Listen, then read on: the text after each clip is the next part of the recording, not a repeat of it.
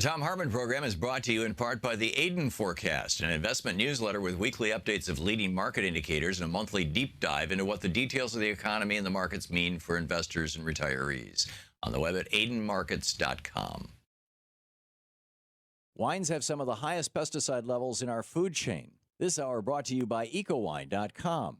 Pesticide-free wines, organic wines, imported from France by the organic wine company, ecowine.com. The Thom Hartmann program is brought to you in part by Super Beets. Super Beets are sourced from non-GMO beets, and they're packed with dietary nitrates, helping to produce nitric oxide for more energy, stamina, and support for healthy blood pressure levels naturally.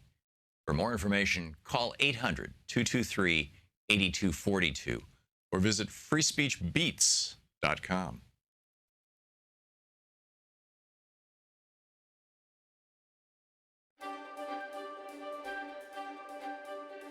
It's Thom Hartmann University Book Club. In the weeks after 9/11, Rodale Press reached out to a bunch of folks, me, the Dalai Lama, Archbishop Desmond Tutu, Rabbi David Wolpe, Thich Nhat Hanh, Chuck Colson, Neil Donald Walsh, and asked for thoughts about a spiritual response to the attack on America. The result was a book, From the Ashes.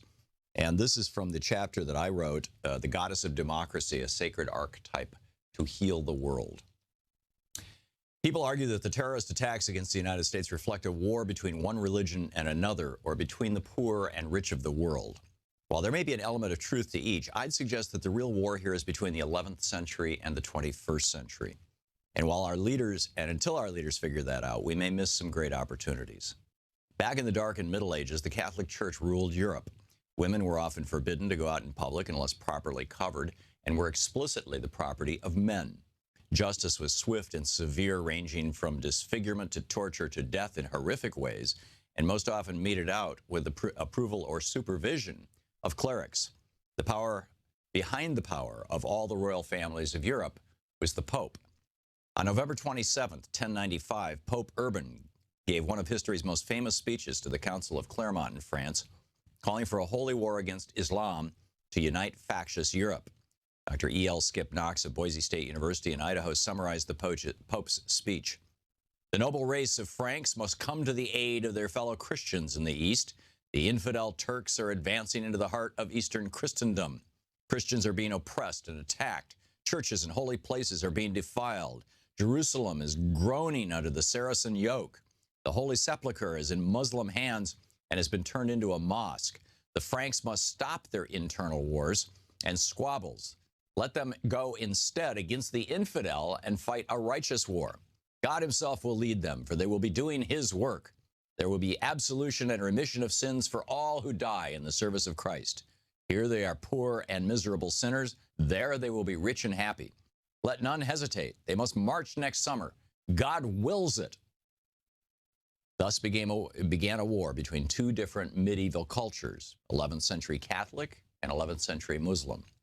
Over the next few centuries, the Catholics, with their battle cry of Deus Vult, God wills it, were often victorious against the Muslims, whose only crime defined by the Pope was that they were living in the Holy Land of the Catholic Church.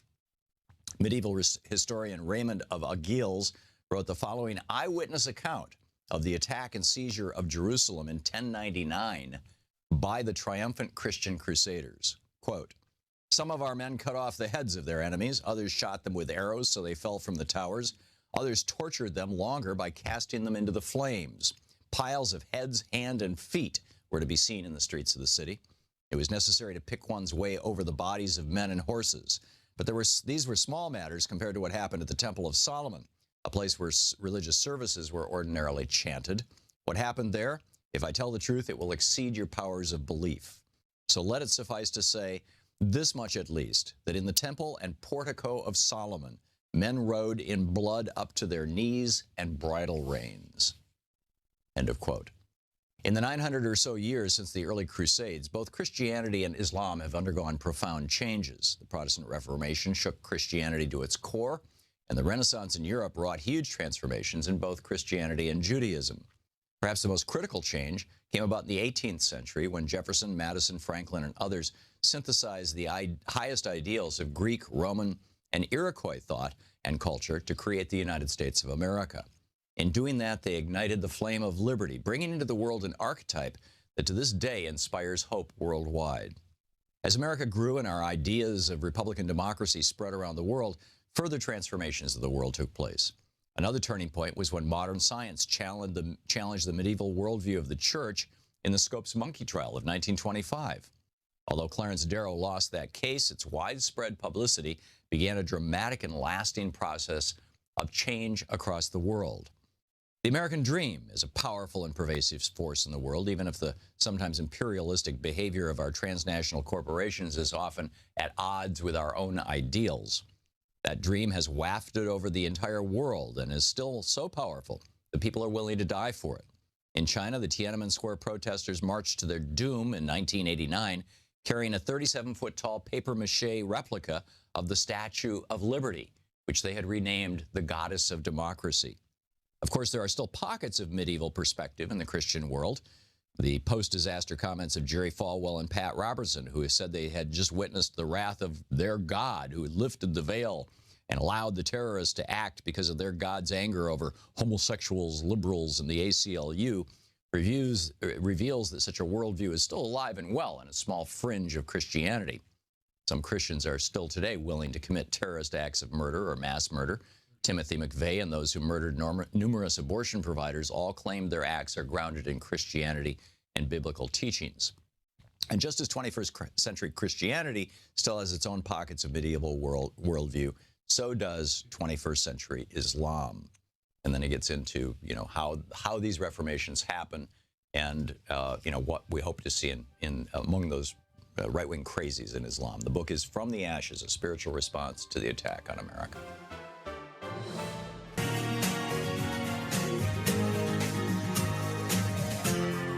This is the Thom Hartmann Program.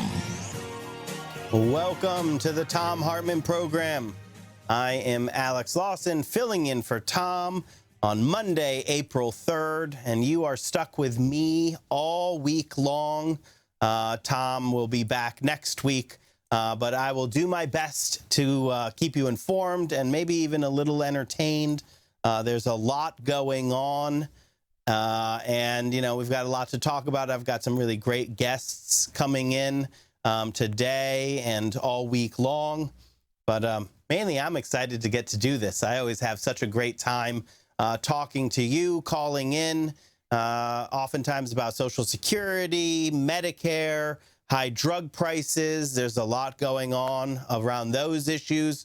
But with a whole week to work with, I'm hoping that we can really broaden the conversation out from there, especially because this week there's a lot of news happening, but probably the main stuff happening here in D.C. Is around the Supreme Court nomination of Gorsuch. And this is a really fascinating and interesting story. I want to hear from you about it because you get into a lot of game theory or strategy, and that's really what we're talking about here. What should the Democrats' strategy be to a Republican caucus who literally stole President Obama's Supreme Court pick? Merrick Garland was not a huge liberal, but he was eminently qualified for the Supreme Court as a jurist. He actually is far more qualified than Gorsuch. He's much more senior than Gorsuch. And there is no way that you could actually compare them equally. And so they just blocked him for pure ideological reasons in an unprecedented move. They did not give him a hearing and then reject him. And remember, the Constitution says that the Senate's responsibility is to advise and consent or not consent. But it does not allow them to do nothing. And that's what they did. They spent a year doing nothing, abrogating their constitutional duties in order to steal a Supreme Court seat from Barack Obama, a Supreme Court seat that would have changed the makeup, the ideological makeup of the Supreme Court. That's why they did it. So let's be clear. Merrick Garland was not a liberal, but he was not an extremist conservative either, like Gorsuch is.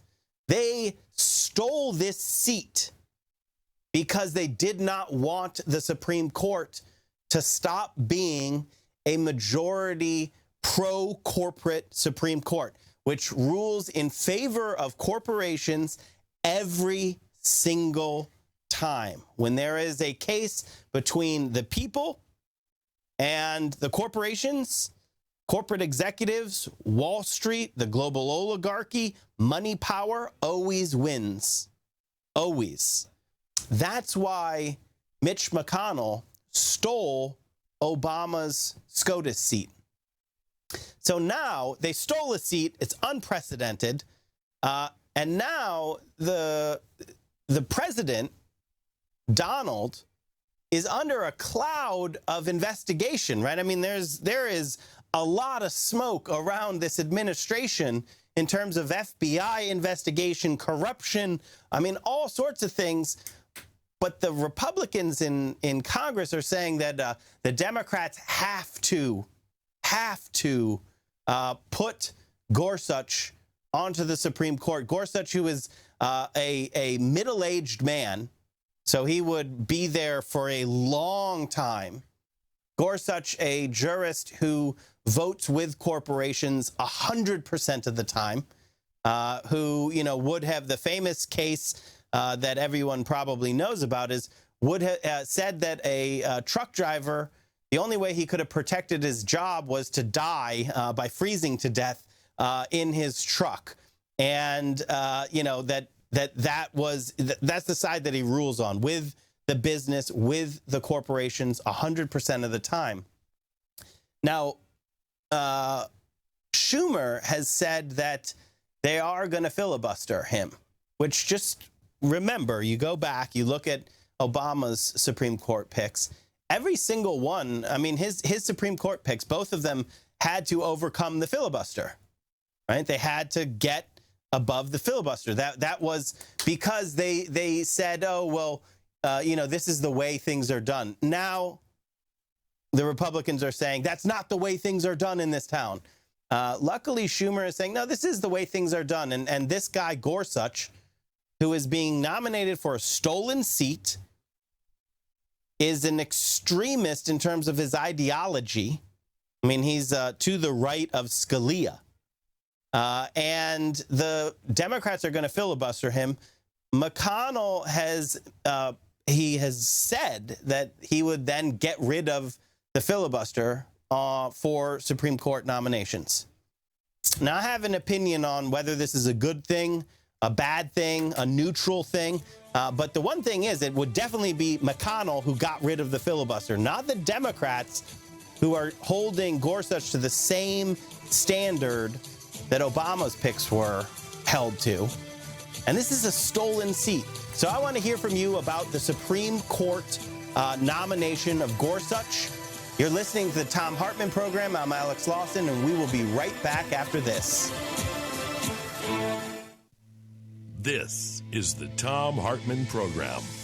You're listening to the Thom Hartmann program, and we will be right back after this.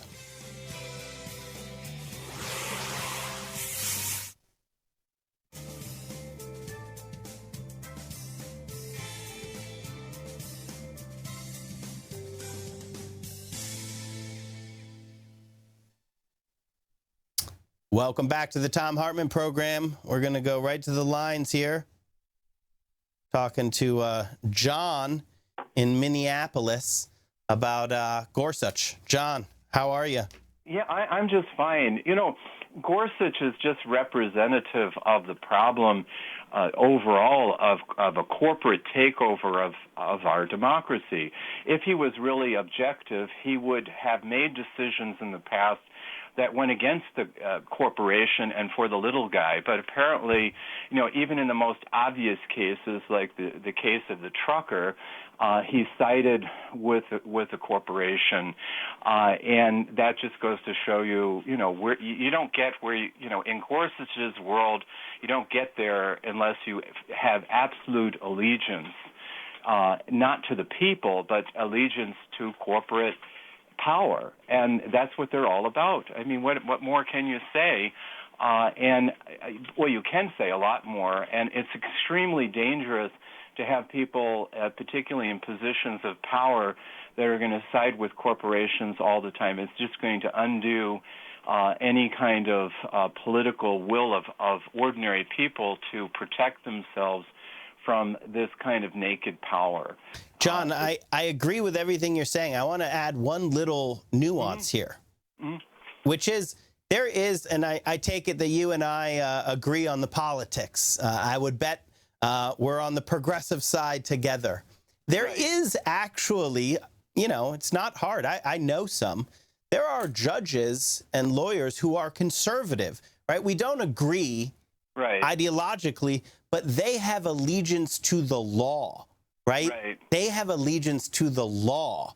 And well, I think that Gorsuch tries to say that he has allegiance to the law, but it is the letter of the law and not justice. I mean, obviously. But also, John, it's also, if it was the law, then every once in a while, the law is on the side of the people, right? Oh, absolutely. You can't have allegiance to the law if you're 100% of the time ruling for the corporations. And he expresses a viewpoint of libertarians that they really do not like democracy at all.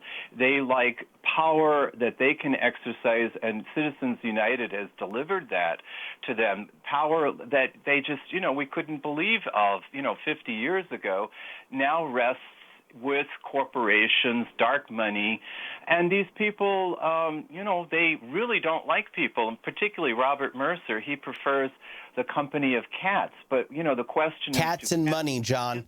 I think you're exactly right on your take here on who Gorsuch is as a judge. And let's be clear, that's exactly why McConnell stole Obama's SCOTUS pick to put a person who would rule in favor of the corporations 100% of the time, regardless of the law, only bowing to money power. And so thank you, John, for your call. We're going to keep talking about this. This is definitely the story of the week here in Washington, D.C. So thank you for your call. And there's going to be a lot more information on this as the week goes by. You're listening to the Thom Hartmann program. I'm Alex Lawson, filling in for Thom Hartmann, and we will be right back after this.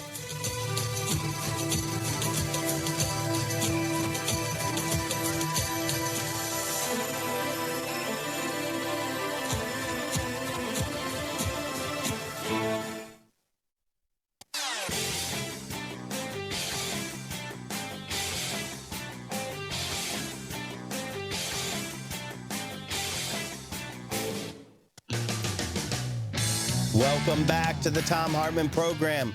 I'm Alex Lawson, filling in for Thom Hartmann. I'll be here all week long. I'll do my best to keep you engaged, informed, and slightly entertained, I hope.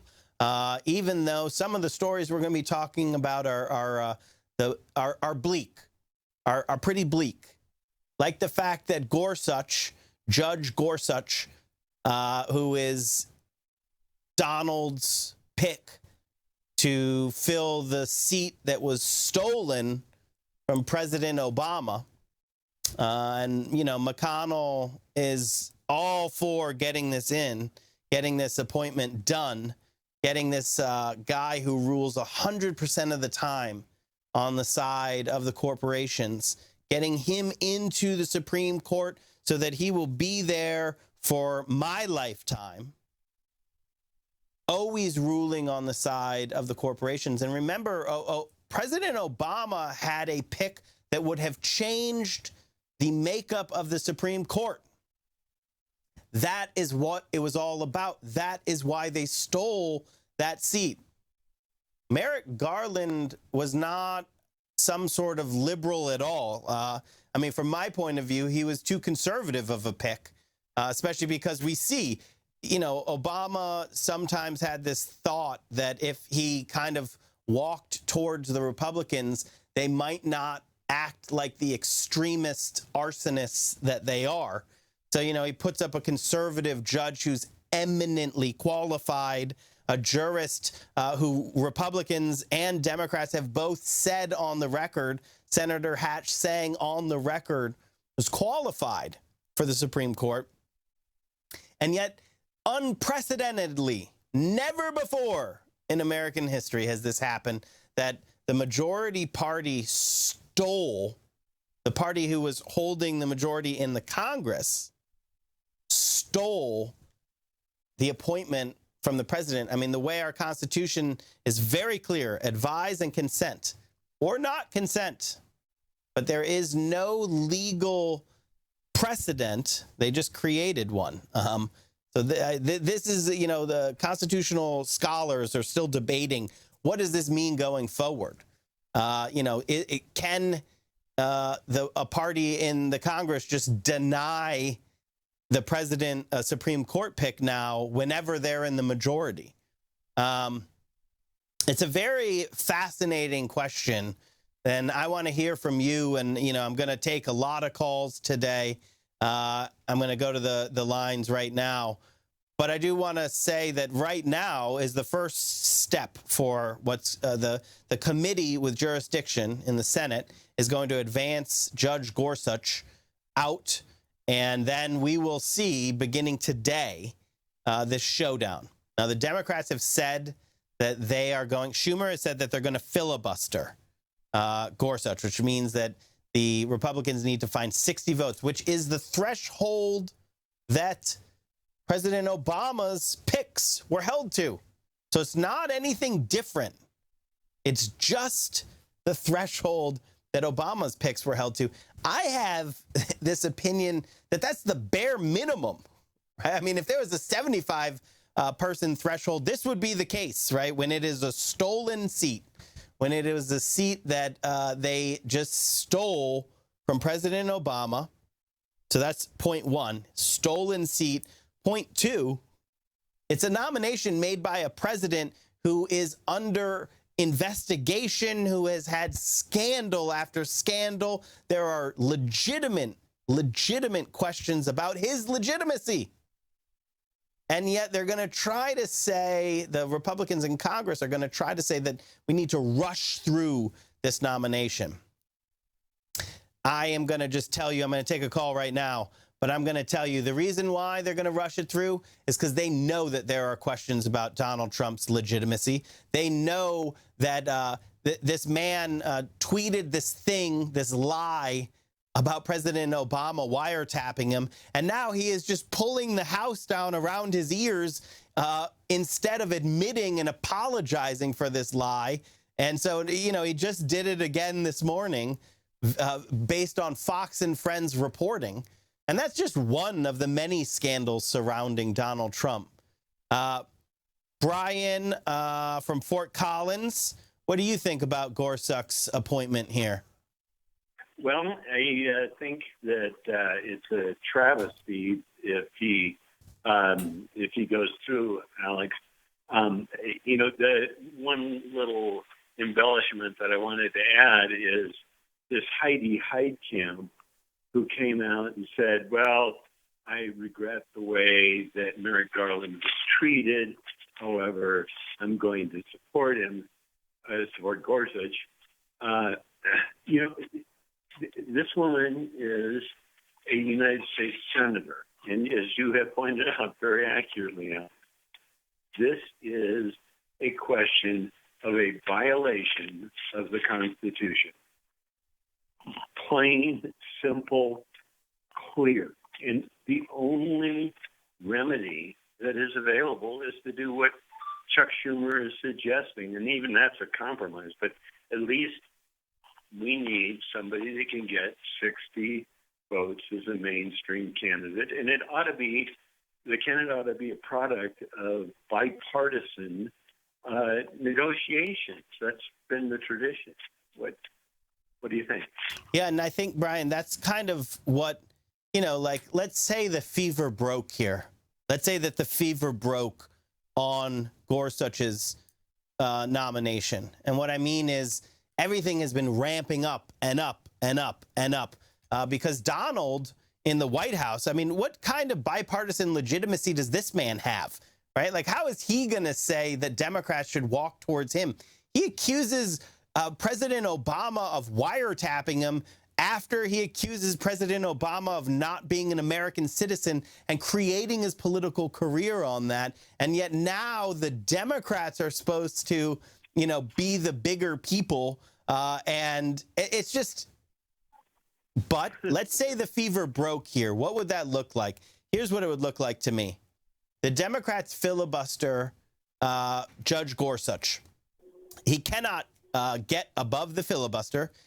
And instead of destroying the filibuster, which I'm going to talk later, I'm not a huge, that doesn't make me that queasy.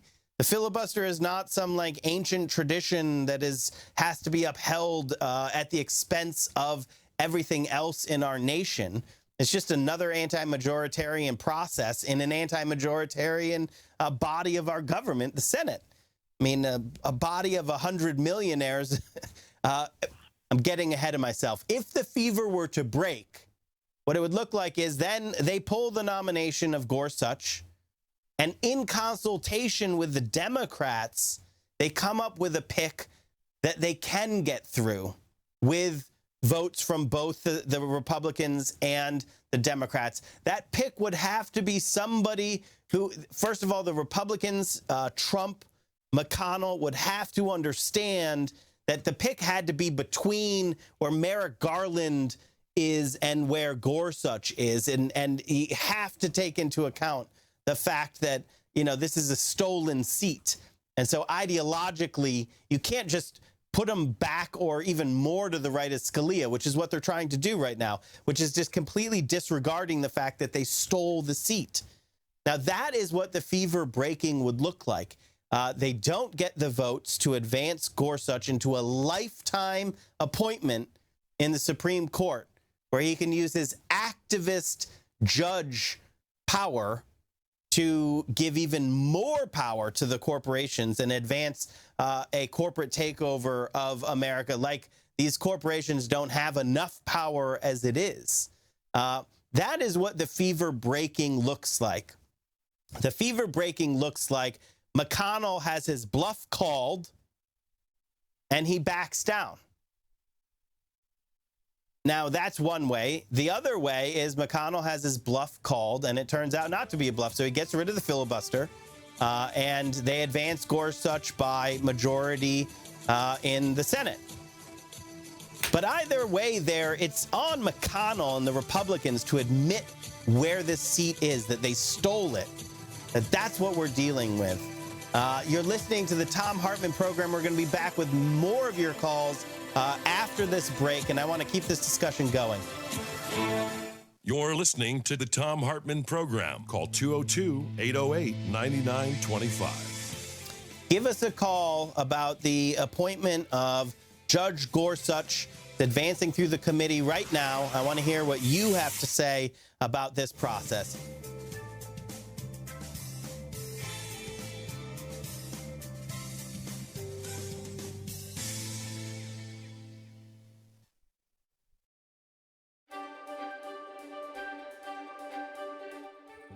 Hi, it's Thom Hartmann Book Club, and today we're reading from What Would Jefferson Do? And this is from the chapter Warlords, Theocrats, and Aristocrats Rise Again. The subchapter Theocrats Attack Democracy. And the epigraph that we started the chapter with is from President Abraham Lincoln, where he said, "I am approached with the most opposite opinions and advice, and by men who are equally certain that they represent the divine will. I hope it will not be irreverent of me to say that if it is probable that God would reveal his will on such a point so connected with my duty, it might be supposed he would reveal it directly to me." So this The subhead of the chapter, America is a Christian nation? No, it's a nation where a lot of Christians live. And I read about Judge Moore and his Ten Commandments thing and his statement that, America was founded in Christianity, and then proceed to share the founders' actual view on this. Our founders were both well-schooled in the history of the Crusades and knew from firsthand experience with Puritanism how oppressive religious men could be, even with small amounts of political power. Ben Franklin fled Boston when he was a teenager, in part to escape the oppressive environment created by politically powerful preachers. And for the rest of his life, he was openly hostile to the idea of a secular power being wielded by those who hold also religious power. Although he was fascinated by the spiritual experience, Franklin had little use for the organized religions of his day. In his autobiographical Toward the Mystery, he wrote, quote, I have found Christian dogma unintelligible. Early in life, I absented myself from Christian assemblies, end quote. In his autobiography, Franklin talks about how he came to this way of thinking, quote, my parents had early given me religious impressions and brought me through my childhood piously in the dissenting, in the Puritan way. But I was scarce 15 when, after doubting by turns of several points, as I found them disputed in the different books I read, I began to doubt of revelation itself. Some books against deism fell into my hands. They were said to be the substance of sermons preached at Boyle's lectures. It happened that they wrought an effect on me quite contrary to what was intended by them, for the arguments of the deists, which were quoted to be refuted, appeared to me much stronger than the refutations, and I soon became a thorough deist, end of quote. Franklin, like most of the more well-known founders, was a deist, subscribing to a philosophy made popular by Unitarians who held that the Creator made the universe long ago and has since chosen not to interfere in any way, that, that neither Jesus nor anybody else was divine, or alternatively, that we are all divine, and that there is only one God and not three. Another founding deist who resisted giving political power to those with religious power was George Washington. Jefferson's diary entry for February 1st, 1799 reads, quote, when the clergy addressed General Washington on his departure from the government, it was observed in their consultation that he had never, on any occasion, said a word to the public which showed a belief in the Christian religion, and they thought that they should so pen their address as to force him at length to declare fidelity whether he was a Christian or not. They did so. However, Jefferson noted, the old fox was too cunning for them. He answered every article of their address, particularly except that which he passed over without even notice. Jefferson concluded that Washington, quote, never did say a word on the subject in any of his public papers, and that Governor Morris, a close friend of Washington's, has often told me that General Washington believed no more in that Christian system than he himself did, than Governor Morris did, end of quote, from Jefferson. In fact, President George Washington supervised the language of a treaty with African Muslims that explicitly stated that the United States was a secular nation. The treaty with Tripoli, worked out under Washington's guidance and then signed into law the next year by John Adams in 1797, reads, quote, as the government of the United States is not in any sense founded on the Christian religion, as it has in itself no character of enmity against the laws, religion, or tranquility of Muslims, and as the said states never have entered into any war or act of hostility against any Muslim nation, it is declared by the parties that no pretext arising from religious opinions shall ever produce an interruption of the harmony existing between the two countries, end of quote. But for the founders, this wasn't just an issue of being Christian or not. They didn't want any organized religion mixing its functions with government. For example, on February 21st, 1811, President James Madison vetoed a bill passed by Congress that authorized government payments to a church in Washington, D.C. to help the poor. Faith-based initiatives were a clear violation, in Madison's mind, of the First Amendment doctrine of separation of church and state, and could lead to a dangerous transfer of political power to religious leaders.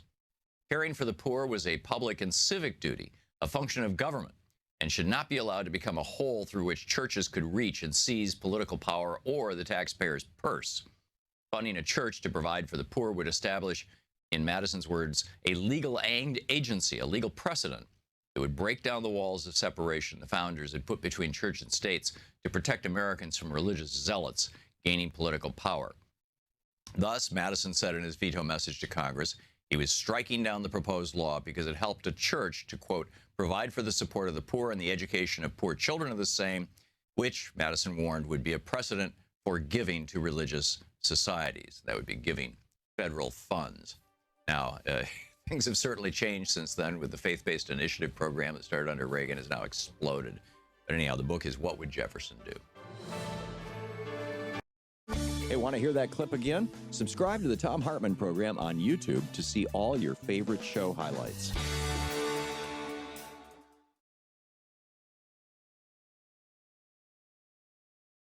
I'm Alex Lawson, filling in for Thom Hartmann, and we were talking and are talking about Judge Gorsuch. So I want to go right to calls. I'm talking to David from Pennsylvania. David, you're on the line. Yes, hello, Alex. I want to disagree with you a bit because I do not believe that this seat was stolen from President Obama.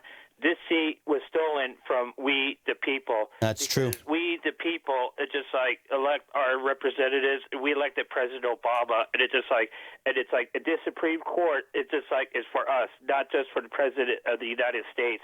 And so when the Republicans held up having these, I'm sorry. I have my problems because I fought in the Iraq War and I have traumatic brain injury and I just lost my whole train of thought right there. But for those reasons, but because of that, I just feel like This was a stolen seat, but it's stolen from the people, not from President Obama. And David, I agree with you completely on that point. That this is how our democracy works. All power resides in the people. We, the people, decide to lend our power to elected representatives as long as they represent us. And when they cease to represent us, we, the people who hold all the power, we pull our power away. We can lend it to somebody else. That is how our system works. So I agree completely with you, David, that this isn't stealing. I use it as a shorthand that they stole Obama's seat. But the point is they stole our seat. This is in the long history of our country, basically whatever happens with this seat, there should be an asterisk next to it, right? I mean, like, this is a new place where we are because the Senate Republicans last Congress did something that is unconstitutional. Yes, it is. On its face. And on that note, for me, it's just like, right or wrong. I went to Iraq, but I did. I signed up to serve my country, right or wrong. I got blood up in Iraq. I shed my blood, but I shed it for a freedom. The freedom to speak, but also the freedom, it's just like the constitutional process that goes into it. And you did not have to go to Iraq. You did not have to serve that country or our country to have that to have that right of the constitutional process. It was like our whole process was abrogated by that body that said it there, and it was just the whole constitutional thing there, and that's just like, and I'll just let it go at that. But for us, it's just like, and it was just like totally wrong. It just because I'm like fading to get on that point. David, thank you so much for your call and your service. And, it's true that this is our country, all of our country. And it has, there are kind of petty political fights that happen here and there. But then there is a deeper, I don't even know what it is. It's not a truth because it is a creation of all of us together.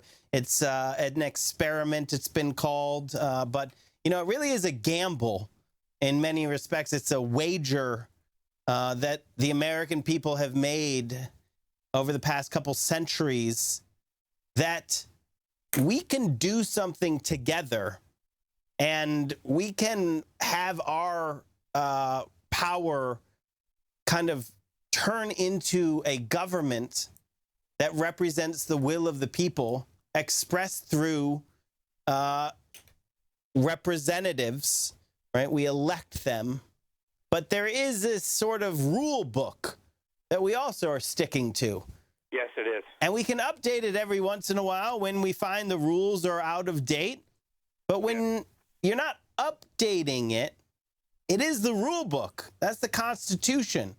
And in this case, as you said, David, wars have been fought, lives have been lost, blood has been spilled to protect and preserve the Constitution as a sort of rule book for this wager that we make, that we should control our own destinies, that we, the people, are the best force to be in charge of our own destiny. And it's a new idea in the long arc of humanity. You know, there's lots of ideas. Go back in history. Most of them are actually, you know, the might makes right. The strongest person seizes power and commands and demands from everybody else. But we had an idea, and, you know, it's not like America came up with it on its own. It is it ties together these broad trends through history where people were standing up and saying that, you know, birthright of power is not only an illogical idea, it's a dumb idea. It leads to the worst outcomes when you just pretend that the power resides in only some people's blood, and then it is handed down generation to generation. That is a guarantee that you're going to end up with idiots and sociopaths actually in charge of things. And, you know, we fought wars over that. We left that system. And again, David, I'm just agreeing with you that at its fundamental, the question that we're dealing with here is the rules were broken. The Constitution was not followed, and they stole Obama's Supreme Court pick, but it's Obama as an expression of what we want to see, we the people in this country. And that's a huge concept. That's a very large thing that we're dealing with. And that's why I say, like, the 60 vote is the bare minimum that this has to be as a threshold. If I could say there should be a 75 vote threshold, this would be the time. This would be the time. David, thank you for your call. I agree with you that what we're dealing with is an unprecedented, unconstitutional grab of power by McConnell and the Republicans. And I think the Democrats need to come at this with that in mind. So they have to filibuster. You're listening to the Thom Hartmann programs. We're going to take more of your calls right after this.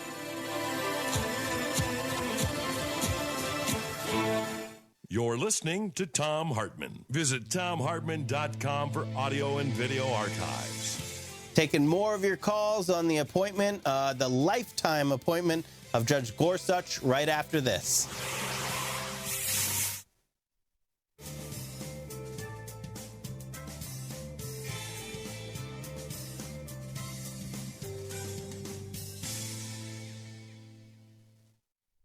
Welcome back to the Thom Hartmann program. I'm Alex Lawson, filling in for Thom Hartmann, and I am going to go to Holly in Missouri. Holly, you're on the air.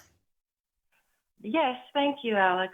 I just wanted to point out to listeners that they can Google Gorsuch and women, Gorsuch and class action, Gorsuch and labor, and there will be the entire case there and what he said and what he did.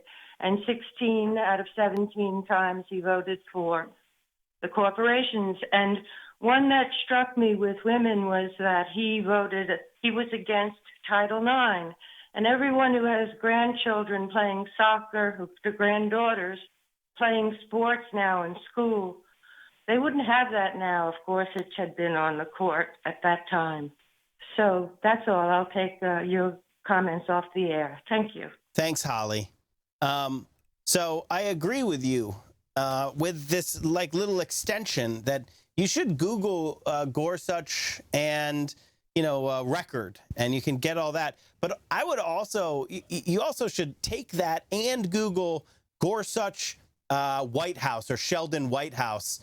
Or Gorsuch confirmation hearing, and watch that this guy lied in his confirmation hearing, in in the hearings to the senators whose job it is to make a decision about this.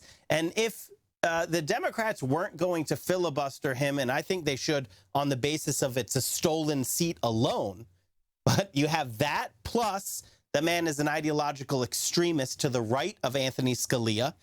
So plus that, plus at his confirmation hearing, he was incredibly not truthful. He dodged all over the place. He would not give straight answers.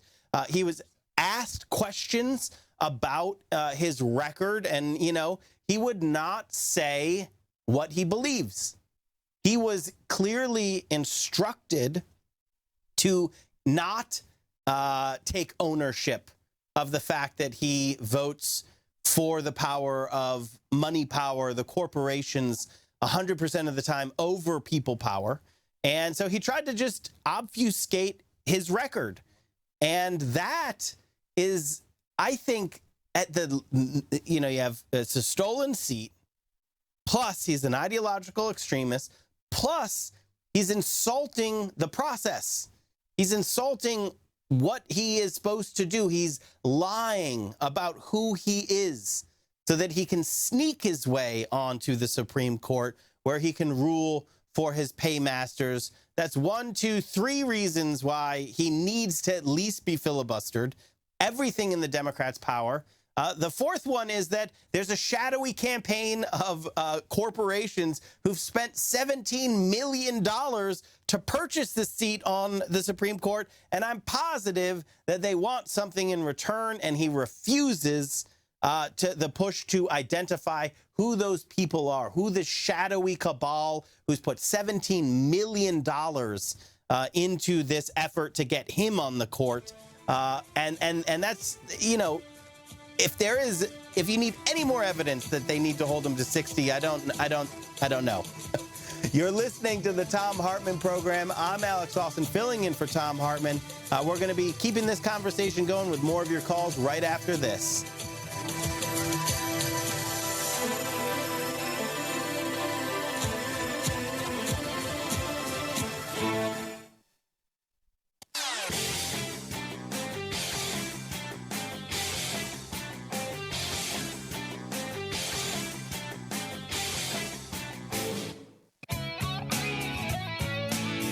Welcome back to the Thom Hartmann program.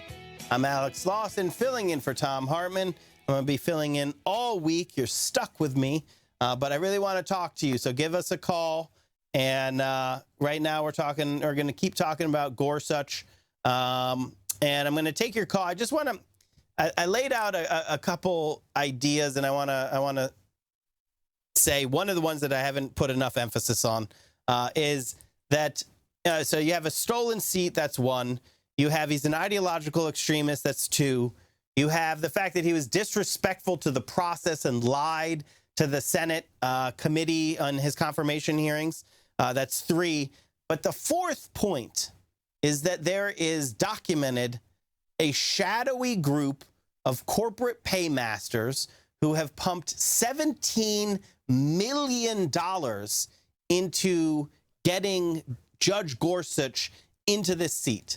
And I believe it was Senator Whitehouse who was grilling him on it in his confirmation hearing. This group spent $10 million to steal the seat from President Obama. So to get to hold the Senate Republicans last Congress to abrogate their constitutional duty and to steal that seat from President Obama as an expression of the people's power. $17 million, $10 million to steal the seat, $7 million to get Judge Gorsuch into the seat, and we don't know who they are. Think about that. $17 million. Do you think they want something in return? I bet you they do. Do you think that they might have business in front of the Supreme Court? I bet they will. So think about that. We don't know who is calling the tune that he is dancing to. I'm going to take a guess, though. It's not your mom and pop shop. on Main Street. It's the greedy liars on Wall Street and their global oligarchy, the billionaires who are hoovering up all the wealth in this world for their own. And we're supposed to just sit back and be okay with the fact that we don't know who spent $17 million to put this man on the Supreme Court, where he will rule on cases that might pit the people's interests versus the shadowy cabal of greedy liars from Wall Street, of the global oligarchy. And we're just supposed to be like, oh, okay, that's fine. Yeah, no, I mean, it oftentimes happens that people spend $17 million to get somebody in a position of power and then just kind of sit back and be like, no, do whatever. It's fine. I don't expect anything in return. So think about that. 4 reasons at the least why that the Democrats have to, bare minimum, hold this man to the standard that President Obama's 2 appointments were held to. John in Sturgis.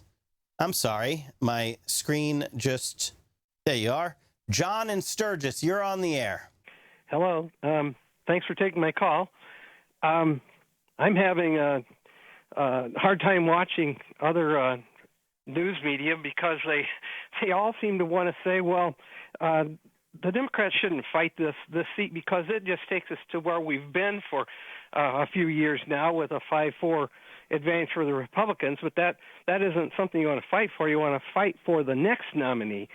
And I say, no, that's absolutely not right, and on several steps. One being, of course, that Garland should have been there. And then step back another couple situations, appointees, in that the presidency was stolen from Al Gore by not recounting Florida properly, which would have given Al Gore two picks for the Supreme Court that we didn't get. So in the first place, the liberals have had those 2 seats stolen, and now Merrick Garland stolen out of our side of the ticket, and they act like we shouldn't have our hair in a twist over it, and I just don't understand why. John, I think you understand it. I bet you understand it, right? Well, I think so, yeah. Who do you think are the corporate paymasters who spent $17 million? I'm positive some of them are on the boards of these corporate media channels. They want this guy in there because the 7 corporations that own the corporate media, they're the ones who are calling the tune that Gorsuch is dancing to, which is why only the left is supposed to play nice. I put air quotes on that, or follow their rules, which only apply to the left, right? Like, where was this corporate media outrage when they were stealing the seat from Merrick Garland? Where was the media outrage? I'll tell you where it was. Not there. By design, because the corporate media is part of this process. The corporate media are, I'm positive. I'm going to state right now, until they prove me wrong, that there will be a connection with this $17 million. Somehow you're going to find that the corporate media is involved. Remember, there's boards and interlocking power centers, and money power protects itself. It doesn't just protect itself, it advances its own interests and accelerates the upward redistribution. So that's why they tell us to just chill out. Just chill out, Democrats. You play by the rules. We'll write the rules, break the rules, do whatever we want for power. You play by the rules. Did you ask McConnell? Should we now put it in a rule? Should there be a rule that you can't nominate a Supreme Court pick in the last year of your presidency? And he said, that's a ridiculous question. Of course it's ridiculous. Of course it is ridiculous to him, because he's like, no, that's not a rule. That's just what we do to advance the power of the corporations, of the greedy liars on Wall Street. And part of what they do is they try to get us on the left, the side that fights for the power of the people, to advance the rights of the people. They tell us that we're being rude or out of line or whatever their latest corporate line is. But, you know, they don't hold the Republicans to account. And in fact, usually what they do is they hold the Democrats to account for the behavior of the Republicans, right? Like it'll be the Democrats' fault if McConnell gets rid of the filibuster. That's the latest line, right? That it's on the Democrats to do that. John, thank you so much for your call. I'm going to try to get one more call in here. Billy in Ohio, you're on the air. Hi, is this Mr. Lawson? Yes. Yeah, how you doing? First of all, thank you for your work with Social Security. Thank you. But I want to know, do we have anybody, where are our historians, the good people, the righteous Americans, that can go back in time like Turtle Man does and find some kind of clause that can stop him from stealing this seat? I mean, you know, we need some quick research, but I mean, I'm just, you know, like sick and tired of the GOP. Billy, I couldn't agree more. Yertle the Turtle, a.k.a. Mitch McConnell. You know, like, here's what I say. There are no rules in the Senate. They just make up the rules. It's so fast where if it's going to advance the power of the wealthy and the powerful, then whatever rules there were in the Senate are out the window. Now, if it advances the power and rights of the people, there are rules going back to the August birth of the House of the Senate that show like, oh, no, actually, we can't do that because, right?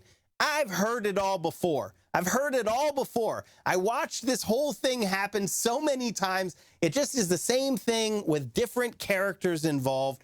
The only thing missing is political will in the Democratic Party coming from the left. We don't need to, I mean, we do have amazing historians like Rick Perlstein who can tell you that this game plays out all the time the same way. And the only thing that actually matters is that we have the people raising our voices together and demanding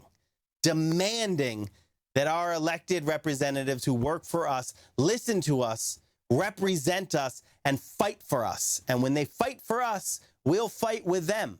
And that's how we're going to have to do this Supreme Court showdown. It is not the Democrats who will be getting rid of the filibuster or anything. We're not to be held accountable for the misdeeds of the Republicans and the right wing and the corporate paymasters who stole this seat and are trying to foist this man, Gorsuch, into this position so that he can rule for them 100% of the time. That's why they've spent $17 million to ensure this. And, you know, the only thing we have to do is be loud and clear in what we're saying. Demand that our representatives work for us. You're listening to the Thom Hartmann program. I'm Alex Lawson, filling in for Thom Hartmann.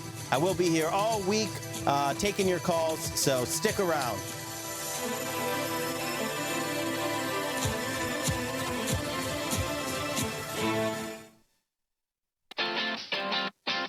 You're listening to Thom Hartmann.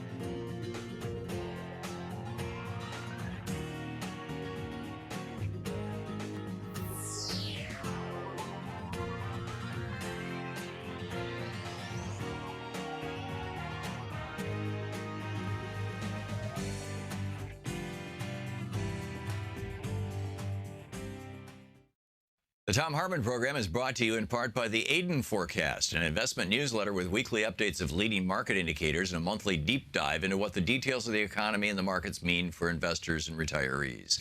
On the web at aidenmarkets.com. Wines have some of the highest pesticide levels in our food chain. This hour brought to you by ecowine.com.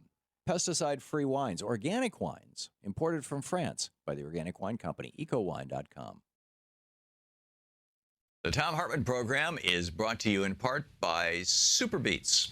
Super Beets are sourced from non-GMO beets, and they're packed with dietary nitrates, helping to produce nitric oxide for more energy, stamina, and support for healthy blood pressure levels naturally.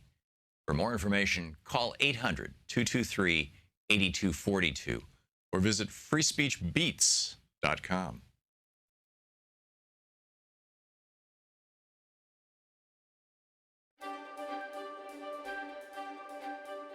It's Thom Hartmann University Book Club. Today we're reading from The Last Hours of Ancient Sunlight.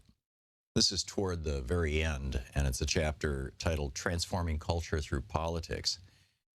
Many think it's just to fund tax cuts and subsidies for the rich, that the multimillionaire CEOs who've taken over almost all senior posts in government are just pigs at the trough.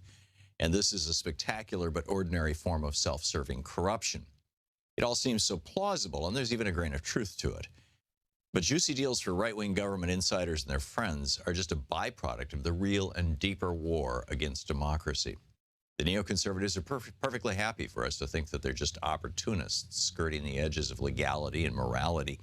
But this is far more dangerous than simple government corruption. Indeed, the neoconservatives claim to be anti-government. As a leading spokesman for the neocon agenda, Grover Norquist told National Public Radio's Mara Lawson in a May 25, 2001 Morning Edition interview, quote, "I don't want to abolish government. I simply want to reduce it to the size where I can drag it into the bathroom and drown it in the bathtub," end quote. Without a larger view, the issues of domestic spending, oil, neoconservative power plays in both major parties, the loss of liberties, anti-government rhetoric, and war in the Middle East all seem like separate and unconnected events. They're not. The new conservatives who've seized the Republican Party and who, through the Democratic Leadership Council, are nipping at the heels of the Democratic Party are not our parents' conservatives. Historic conservatives like Barry Goldwater, Harry Truman, and Dwight Eisenhower would be appalled, although their philosophical roots go back to Alexander Hamilton, who openly argued during the Constitutional Convention that royalty was the best form of government. The neocons have always been kept to the fringe. Indeed, the Reagan-Bush revolution flew in the face of traditional conservative ideals. As John Stockwell notes in his book, The Praetorian Guard, the U.S. Role in the New World Order, Reagan and Bush were proud of their contempt for their concerns of environmentalists, with Reagan once saying, "If you've seen one redwood, you've seen them all." Their Department of the Interior under James Watt sold off minerals and forests to campaign contributors at fire sale prices, and their EPA, in many cases, moved from prosecuting corporate polluters to legitimizing and protecting them under the guise of regulation. Although James Madison wrote in 1792 that an important role of government was to promote a strong middle class, quote, "by the silent operation of the laws, which, without violating the rights of property, reduce extreme wealth toward a state of mediocrity and raise extreme indigence toward a state of comfort," end of quote from James Madison. That was not a sentiment shared by those in the Reagan-Bush revolution. Instead, Reagan raised taxes on the middle class and working people while cutting taxes by more than 60% for the most wealthy in America. At the same time, he bragged that he'd eliminated more than 1,000 programs for poor people, and even proposed that poor school children should be content with ketchup as their daily vegetable. At the same time, the Reagan-Bush administration and later the George W. Bush administration worked hard to roll back the very individual liberties that America's founders had fought and died for. Dwight Eisenhower left office warning Americans about the dangers of the concentration of power resulting from corporations getting into bed with the military. But the Reagan-Bush and W. Bush administrations openly embraced these corporate powers, inviting them into the halls of governance and hungrily sucking at the teat of their campaign contributions. In the past, those promoting what is now called the New Conservative Agenda went by different names. The founders of America knew that for 6,000 years, civilized human beings had been ruled by one of three groups: kings, theocrats, or feudal lords. Kings held power by virtue of the threat of violence and continual warfare. Theocrats and popes held power by the people's fear of a god or gods, and feudal lords by wealth and the power that comes from throwing average people into poverty. The new idea of our founders in 1776 was to throw off all three of these historic tyrannies and replace them with a fourth way, the people being ruled by themselves, a government that derived its legitimacy and continuing existence solely from the approval of its citizens. Government of, by, and for we the people. They called it a constitutional Republican democracy. What we are seeing now in the conservative agenda is nothing less than an attempt to overthrow Republican democracy and replace it with a worldwide feudal state. The last time this happened, the feudalists took over a monarchy in North America. In December 1600, Queen Elizabeth I chartered the East India Company, ultimately leading to a corporate takeover of the Americas for the colonists that ended with the Boston Tea Party and 3 years later, the American Revolution. The corporate state partnership of the East India Company in the UK went on to conquer India, but eventually disintegrated as the British Empire faded and the British government, along with most of Western Europe, embraced somewhat more Jeffersonian forms of democracy. Conservatism raised its head again in the 20th century, revived by Franco, Hitler, and Mussolini. The Italian dictator even used the word corporatism to describe it and then later renamed it as fascism, a word defined by the American Heritage Dictionary as, quote, a system of government that exercises a dictatorship of the extreme right, typically through the merging of state and business leadership together with belligerent nationalism. The book is The Last Hours of Ancient Sunlight.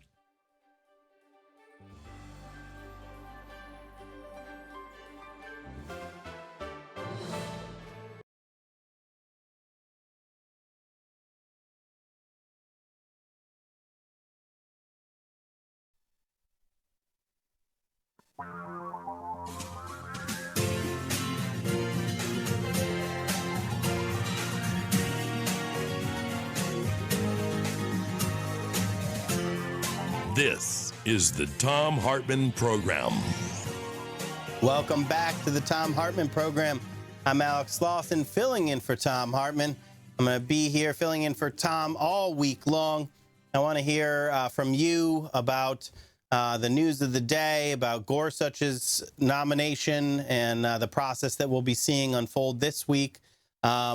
Speaking of super corrupt process, sorry, I was looking for a segue into probably at this moment my least favorite cabinet member, Tom Price, who, I mean, like, this man made some... Martha Stewart went to jail seemingly for less than what this guy did and then lied about at his confirmation hearing. That's what it looks like to me. But right now, joining us by Skype is investigative journalist Sharona Coots, who is doing did a great piece on Tom Price and has all sorts of information. Sharona, thank you so much for joining us. Pleasure to be here, Alex.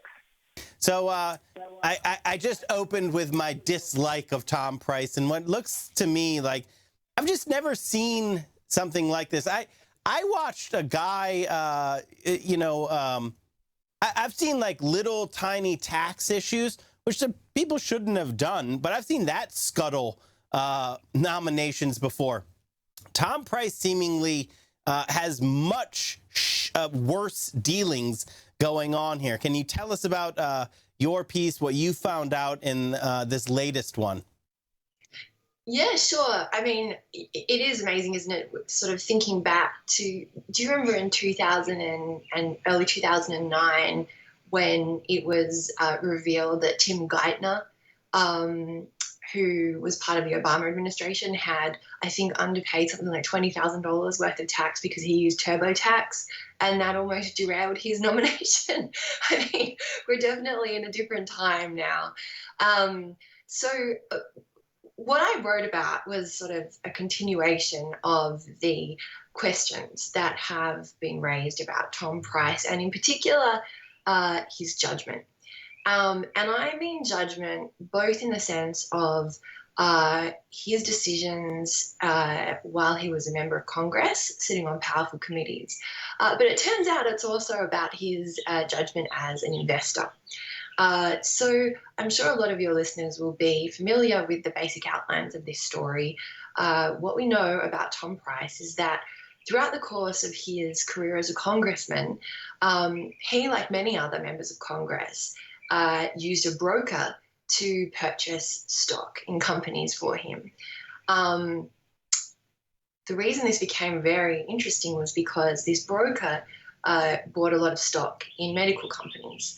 And it turns out that Price, who is also an MD, then intervened via, letters that he wrote with fellow members of Congress, but also through his own staff, through his campaign and through his own office, writing letters, emails, making phone calls to various agencies within the Department of Health and Human Services, which he now leads, lobbying effectively or pushing back against rules and regulations that would either directly or indirectly affect the companies whose stock he had invested in.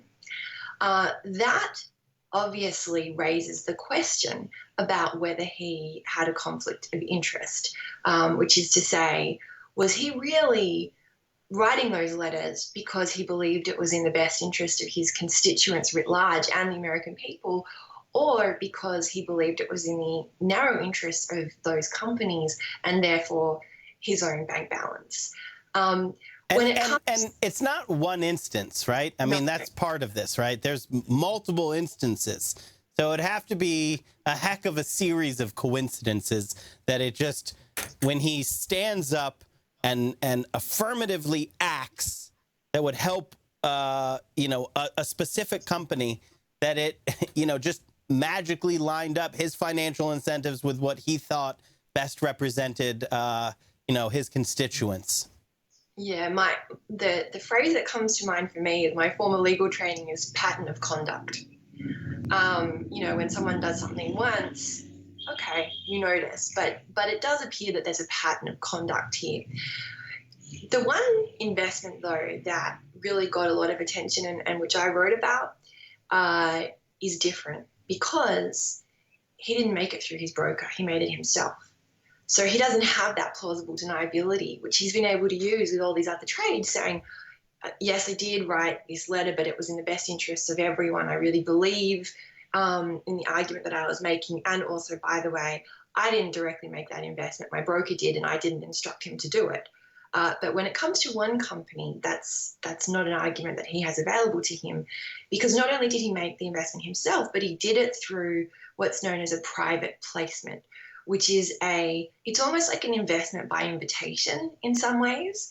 And he invested in this tiny little Australian startup called Innate Immunotherapeutics.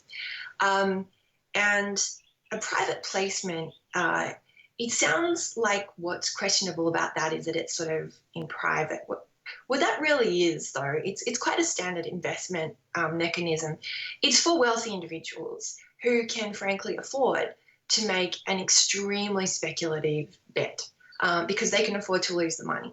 So they're private as opposed to public, because when you have stocks that the general public can invest in, they've been vetted. These ones are much riskier and you have to be qualified. So you have to have a high income and high net worth usually to be eligible to make these.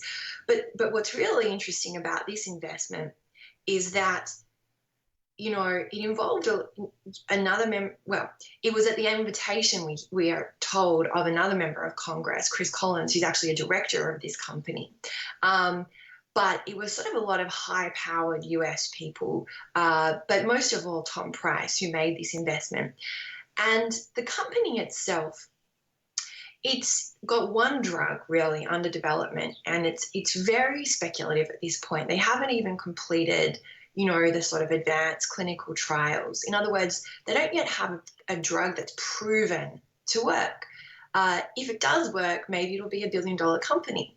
It's a drug that they're developing for treatment of advanced multiple sclerosis, which is a devastating disease. And there's only just recently started to be some drugs that look like they might help people with that condition.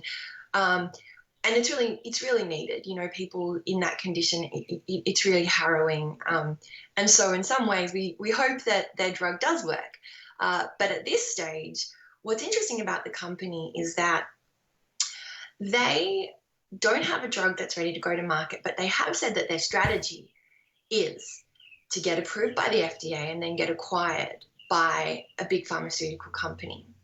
And so I was interested in learning a little bit more about this company. And what I found out was that the people who run innate immunotherapeutics have pretty checkered records when it comes to other companies that they have been involved with. And in particular, two of the senior people running innate immunotherapeutics have had a really tough time with other medical companies who also wanted to get their products approved by the FDA. Now, of course, getting approved by the FDA is difficult and a lot of people fail. Also, in the startup world, people get sued all the time, particularly by investors who are disgruntled, they've lost their money, they're going to sue to see what they can get back. The court cases that I found, though, I'm told by investment experts, are a little bit different. They're not just the usual, okay, we thought we had a good drug, turns out it didn't work, we're all very disappointed and now we're in a big legal fight. Rather, in both cases, there are real questions about serious misconduct on the part of these directors. In one case, in another Australian company, there's a current class action in the Federal Court of Australia where there are allegations that the directors of that company, one of whom is one of the top people at innate immunotherapeutics, that they had, in the case of that company, failed to tell the market that the process of going through the FDA wasn't going as well as they'd hoped. And at the same time as failing to disclose that, they kept coming back to the market and raising funds, and they raised almost 90 million Australian dollars. So when the FDA actually gave them a total rejection, and the company essentially, that was the beginning of the end for the company, when shareholders found out that for 2 years leading up to that, the directors just hadn't told them that things were not going as well as they believed, they considered that was a real ethical breach. So Sharona, in the last 2 minutes here, all of that is, I'm just laying out the coincidence here. All of that, and then it's just a coincidence that these two congressmen, one of whom now runs HHS, which the FDA is part of, but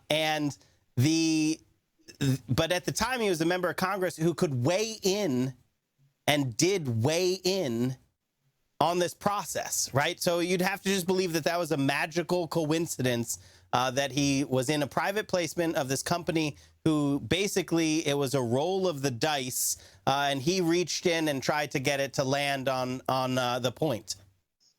Well, I have no evidence that he intervened on behalf of this particular company, but what is known is that Price and his office had directly contacted the FDA as recently as 2015 on behalf of another company who appears to have been having some trouble with the approval process. So he definitely had a track record of doing that.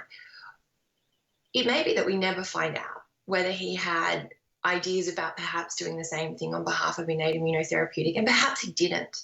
And certainly I have no evidence to show that the directors of innate immunotherapeutics wanted him to do that. Sharona, can you stay through the break and continue this on the other side? I'd be delighted to. Great. So we're going to go to break right here, and we'll be right back continuing this conversation because I want to get all the facts right here on Tom Price and his murky ethicalness. Ethicalness. I don't think that's a word. So we'll be right back here on the Thom Hartmann program. I'm Alex Lawson, filling in for Thom Hartmann. We'll be right back.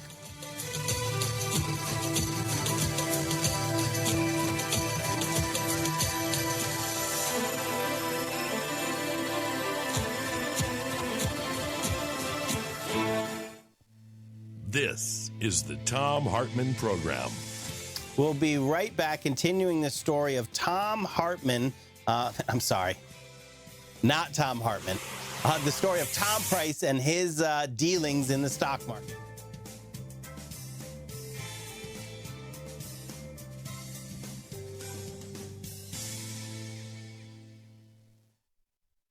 You're listening to the Thom Hartmann Program. I'm Alex Lawson, filling in for Thom Hartmann. And we are going to go to the line. Let me see if I can make this work. We're going to go to Nancy in Illinois. Nancy, you're on the line. Hi.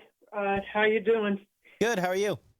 I'm upset because every time I call in and try to make the point that it's the corporate Democrats who aren't doing anything, I always get cut off. And I'm hoping I'm not going to get cut off because I'm really aggravated. I think we're in the situation we're in because of the fact that we have two big fights. We not only have to fight all the Republicans, we also have to fight the corporate Democrats because they're not fighting for us. And we don't have enough progressives yet, but they are coming. But in the meantime, you never hear anybody saying anything for the past 12 years. You haven't heard anybody say anything about the Republicans lying, the Republicans. Here, Schumer was on TV yesterday with McChinless over there, and they were saying he didn't even bring up the fact that, all that little twit from Meet the Press was talking about was, why do you have to do this and go to 60 votes and all this? Schumer never once mentioned the fact that this nomination was stolen. And they don't know how to fight. They do know how to fight. The problem is they are corporate Democrats. They're almost as bad as the Republicans. In fact, they're worse because they're enabling the Republicans to get away with all this. Nancy, thanks so much for your call. I think, I think your point is very well made. I don't disagree with what you just said there. I think that, the Democrats who carry water for the greedy liars on Wall Street, I've fought them for most of my career on both drug prices and being in the pocket of pharma, being open to cuts to Social Security, attacks on Medicare, and they should be held accountable. The only place that I have some disagreements with people is that I think that there's a lot of politicians who they're not it's not in their identity. They actually are going with, they stick their finger in the air and then they go with that. And so what we as the people who have all the power have to do is be louder than the corporations and the money power. And for a long time, it has been impossible to do that.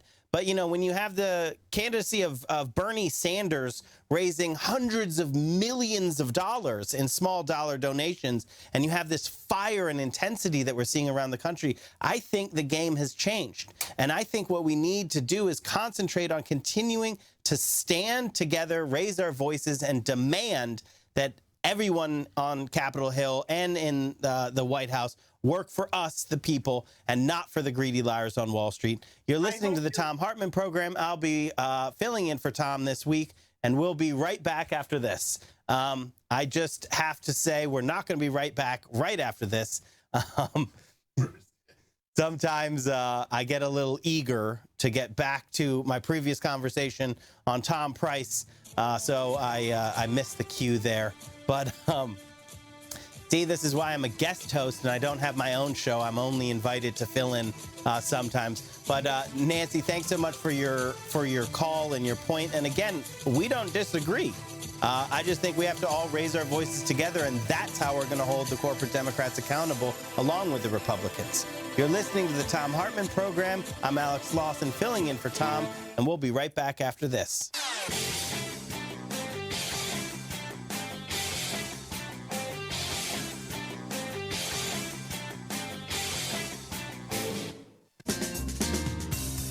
Welcome back to the Thom Hartmann Program. I am on with investigative journalist for Rewire.com. Sharona, are you still with us? I am. Thanks so much for holding through the break. Let me do this. I should have said this at the top, and we only have a few minutes in this segment. I want you to really nail exactly what you think your investigation shows, along with the rest of what I don't remember what your legal term was. I always think of the waiter who says he's pattern of conduct. The waiter who says he's bad at math. And so he gives the wrong tip, he gives the wrong amount of money back, but it's always in his favor. And so then you're talking to a thief, not someone who's bad at math. But when you finish this up in the last 3 minutes here, just make sure that you tell all of our listeners where they can find more information, when they can find your story, please. Sure. We have to be very careful in terms of, whether I overstate what it is that we have found for sure. But certainly, keeping in mind this pattern of conduct, what we know about Tom Price is that over a series of years, while he was in public office, where his biggest duty is supposed to be to the American people and to his constituents in Georgia in particular, he also continued to have financial interests in companies whose future he could influence and did try to influence on multiple occasions. And that seems to set up a clear conflict of interest.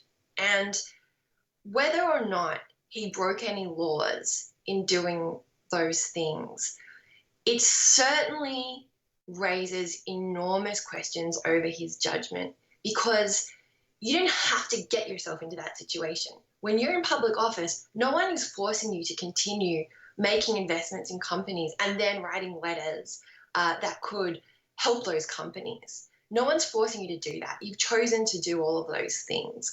So regardless of whether he broke any laws, and perhaps he did, we might never know that for sure, because Preet Bharara, who was the U.S. Attorney in the Southern District, was reportedly investigating Price and these transactions in particular just before he was fired by President Trump.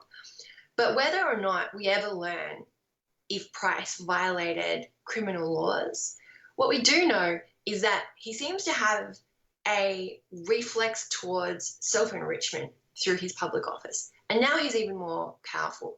And he's in an administration that seems bent on kleptocracy.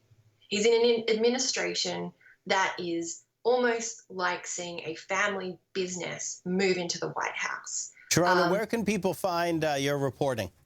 We're at rewire.news. We didn't get the .com. Oh, man, I hate that. I hate that I said the wrong URL. Rewire.news. Yeah, we're at rewire.news. Please come and have a read. We've got a lot of good reporting, not just on Price, but on a lot of issues like immigration in particular, and, of course, reproductive and sexual justice, rights, and politics. Sharona, thank you so much for all of your work across rewire.news. I obviously love this reporting on Tom Price. A reflex of self-enrichment is a very nice way of putting it, but I think that it's really clear that's what this man has. He sees his office as a way of making money, and he's willing to get really close to the line. You're listening to the Thom Hartmann program, and we'll be right back after this.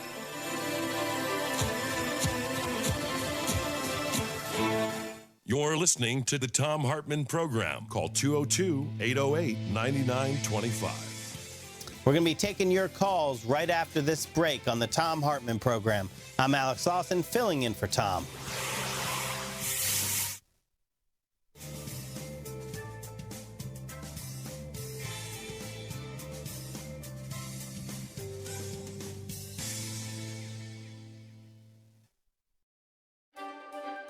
Welcome to the Thom Hartmann University Book Club.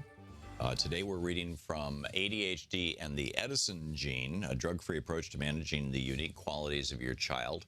A relatively new book by me. This is from the introduction. I was in India in 1993 to help manage a community for orphans and blind children on behalf of a German charity. During the monsoon season, the week of the big Hyderabad earthquake, I took an all-day train ride almost all the way across the subcontinent from Bombay through Hyderabad to Rajahmundry to visit an obscure town near the Bay of Bengal. In the train compartment with me were several Indian businessmen and a physician, and we had plenty of time to talk as the country flew by from sunrise to sunset. Curious about how they viewed our children diagnosed as having attention deficit hyperactivity disorder, ADHD, I asked, are you familiar with those types of people who seem to crave stimulation, yet have a hard time staying with any one focus for a period of time? They may hop from career to career and sometimes even from relationship to relationship, never seeming to settle into one job or into a life with one person, but the whole time they remain creative, incredibly creative and inventive. Ah, we know this type well, one of the men said, the other three nodding in agreement. Well, what do you call this personality type? I asked them. Very holy, he said. These are old souls near the end of their karmic cycle. Again, the other three nodded agreement, perhaps a bit more vigorously in response to my startled look. Old souls, I questioned, thinking that a very odd description for those who American psychiatrists have diagnosed as having a particular disorder. Oh, yes, the physician said. In our religion, we believe that the purpose of reincarnation is to eventually free oneself from worldly entanglement and desire. In each lifetime, we experience certain lessons, and finally we are free of this earth and can merge into the oneness of God. When a soul is very close to the end of those thousands of incarnations, he must take a few lifetimes to do many, many things, to clean up all the little threads left over from his previous lifetimes.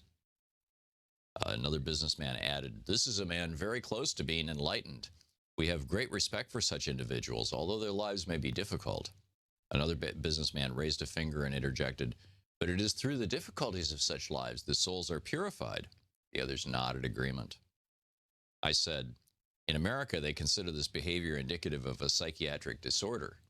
All three looked startled and then laughed. In America, you consider our most holy men, our yogis and swamis, to be crazy people as well, said the physician, with a touch of sadness in his voice. So it is with different cultures. We live in different worlds. We in the Western world have such holy and nearly enlightened people among us, and we say they must be mad. But as we're about to see, they may instead be our most creative individual, our most extraordinary thinkers, our most brilliant inventors and pioneers. To children among us, whom our teachers and psychiatrists say are disordered, they may in fact carry a set of abilities, a skill set that was necessary for the survival of humankind in the past. It has created much of what we presently treasure as our quality of life, and that will be critical to the survival of the human race in the future. There is immense power in how we choose to view what's happening around us. And this is terrifically important when we consider how we can best know our children and provide them with the upbringing they need, an upbringing that will lead them to be healthy, happy, functioning adults. The premise of this book is that children who have what we have come to know as ADHD are important and vital gifts to our society and culture, and in the largest sense can be an extraordinary gift to the world. In addition, for those adults who have been similarly diagnosed or defined, this book offers a new way of understanding themselves and their relationship to the world, a way that brings insight, empowerment, and success. The long history of the human race, as we'll see in this book, has conferred on us, some more than others, a set of predilections, temperaments, and abilities carried through the medium of our genetic makeup. These skills are ideally suited to life in the ever-changing world of our ancient ancestors, and we have now discovered are also ideally suited to the quickly changing modern world of cyberspace and widespread ecological and political crises that require rapid response. I will call this genetic gift the Edison gene, after Thomas Edison, who brought us electric lights and phonographs and movies and literally 10,000 other inventions. He is the model for the sort of impact a well-nurtured child carrying this gene can have on the world. While I'm principally referring to the DRD4 gene, see Chapter 5, the science of genetics is embryonic, with new discoveries being made every day. No doubt, sometime soon we'll have a better, more complete list of the specific genes that make up what Dave DeBronkart first called the Edison trait back in 1992, and Lucy Jo Palladino expanded on considerably in 1997 in her wonderful book, The Edison Trait.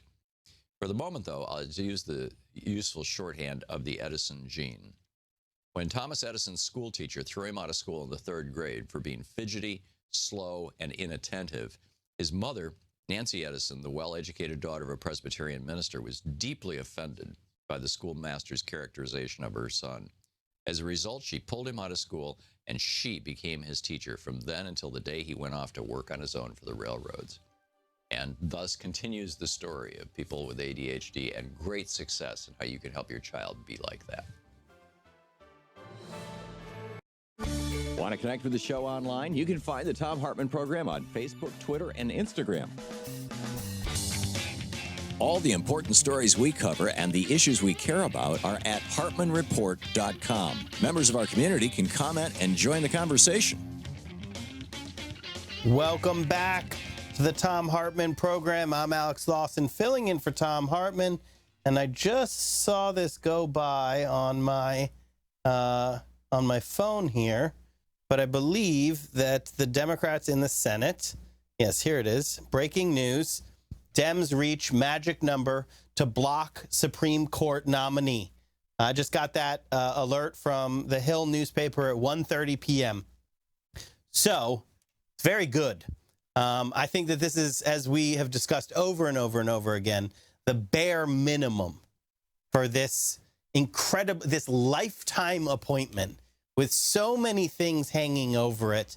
And I really liked Sharona, the investigative journalist from Rewire.news, who was just talking to us about Tom Price and his reflex of self-enrichment.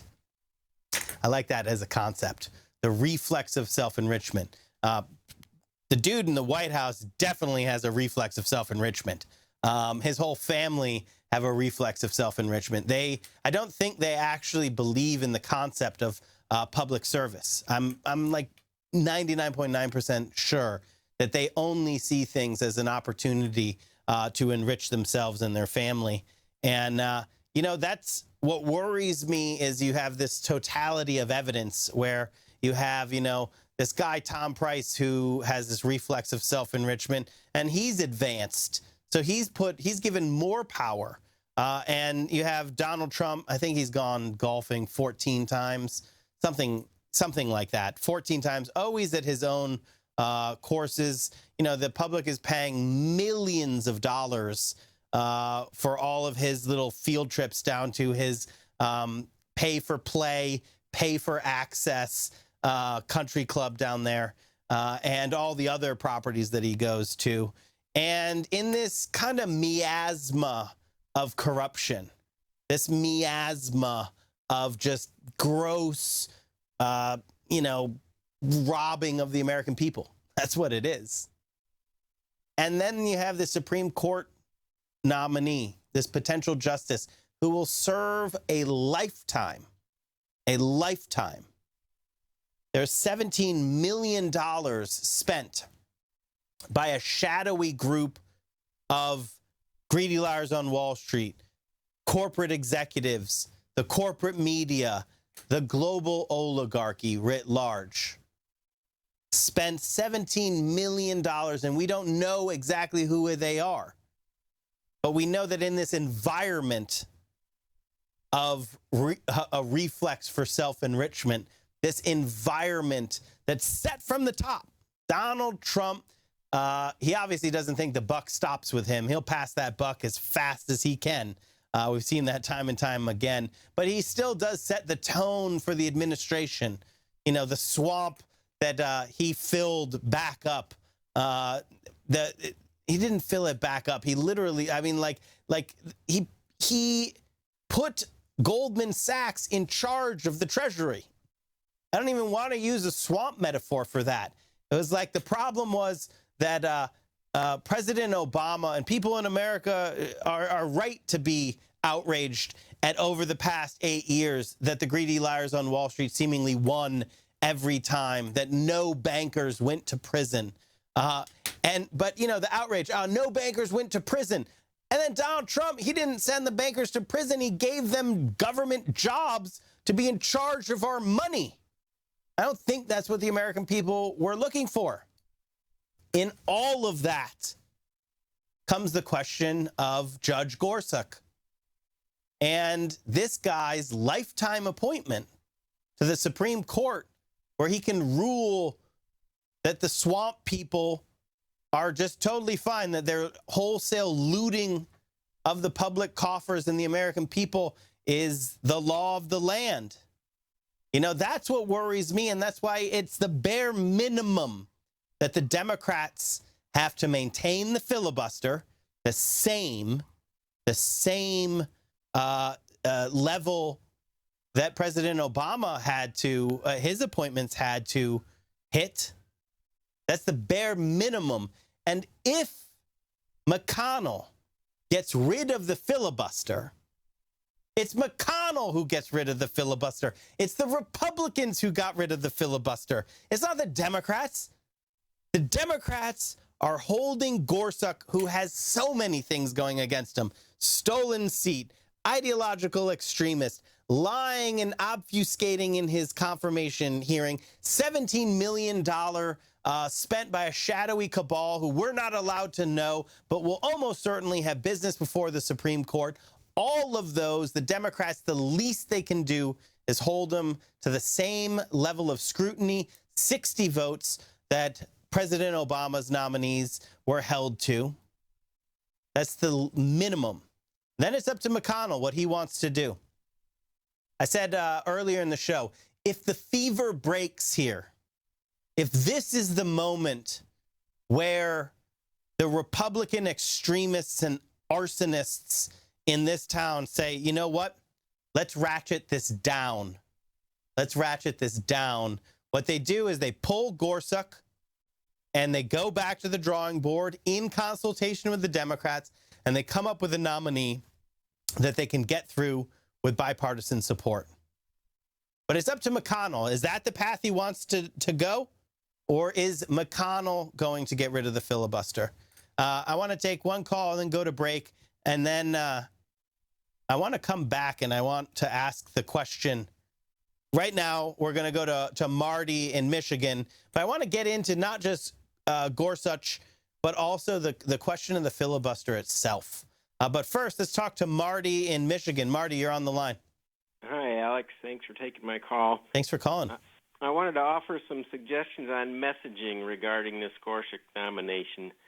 I think the Dems cannot rely on how badly the Republicans treated Obama and the Garland nomination. The mainstream media loves that approach. They can talk about the politics rather than the issues. But I think too many people will fall into the two wrongs don't make a right category and will rationalize approving Gorsuch.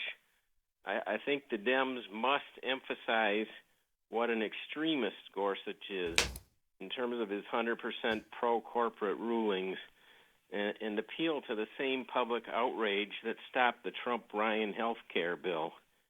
Marty, I think that's really smart. And, you know, I keep listing all four things, but I think that who he is as a justice is actually why the Democrats are filibustering him, right? Holding him to the same standard that Obama's nominees were held to. I think it's just the fact that this guy ideologically is to the right of Scalia, that this guy has a lifetime. We know his, what he has done. He worked in the Bush White House. I can't remember if he had any specific legal opinions on, say, the torture memo or any of the stuff that went down in the Bush White House, but that's the crew who he was playing with. You know, that's who we're talking about here. Yeah, this is the character of the man who is up for a lifetime appointment to the Supreme Court. So, Marty, I think that's well put. I do think that it is meaningful that it is a stolen seat, not because the Republicans have been mean, but to expect any sort of cooperation from the Democrats, to me, is preposterous. Yeah, I think that's a necessary part of the argument, but it won't be sufficient.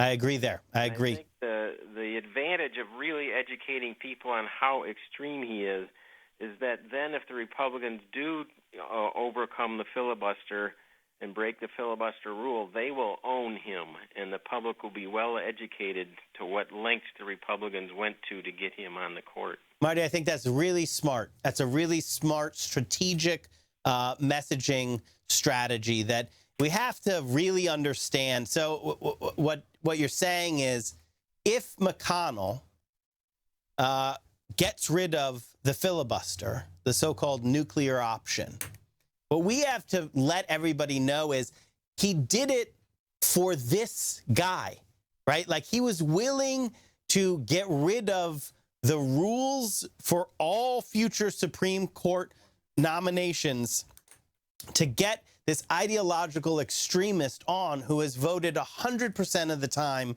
in favor of corporations, against working families, and that is what is going on here. That is why the Republicans have gone to these lengths. And I try to make that point too, including why they stole the seat in the first place. They stole the seat to give it to an ideological extremist.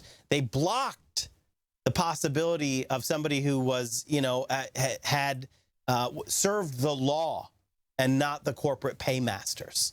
And it's a really important point that you're making, Marty. And I think that is what we should lead. I think that is what the Democrats should lead with. But I think it's also the jobs of the grassroots to make sure that people understand what's going on here and why he needs to be held to at least the same standard that Obama's nominees were. So thank you, Marty, for calling in and for your point. You're listening to the Thom Hartmann program. I'm Alex Lawson, filling in for Thom Hartmann. We're going to be taking more of your calls right after this break.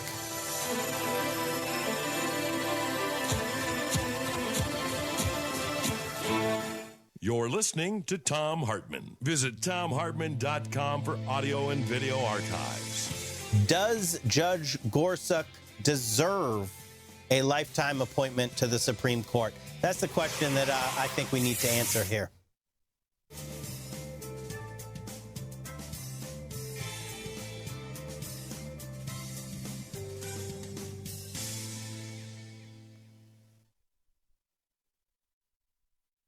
Welcome back to the Thom Hartmann program. I'm Alex Lawson, filling in for Thom Hartmann, and we are going to go to Charles in Florida. Charles, you're on the air. Hello, Alex, first-time caller. Oh, great. Thanks for calling in, Charles. I'm going to make a brief point because I know you have other callers.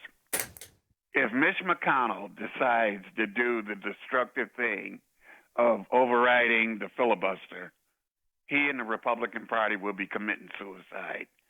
All the Democrats would have to do is get the majority in the House and the Senate during the midterms, and every bill that they pass, just put this one clause, not reviewable by the Supreme Court, because he's opening up the door by getting rid of the filibuster on the Supreme Court nomination. He's removing the filibuster on every bill, and I don't think they want to take that chance personally. I'll listen to your comment over the radio. Thank you. Thanks, Charles. So a couple things. The Congress can't make an unconstitutional law, and so the Supreme Court could always call any law unconstitutional. But it is true that the Supreme Court has taken up a tremendous amount of power that is not specifically vested to it in the Constitution. And I think this battle shows just how powerful the Supreme Court has become. And I think that if McConnell does decide to get rid of the filibuster, it is going to call into question basically everything around the Supreme Court.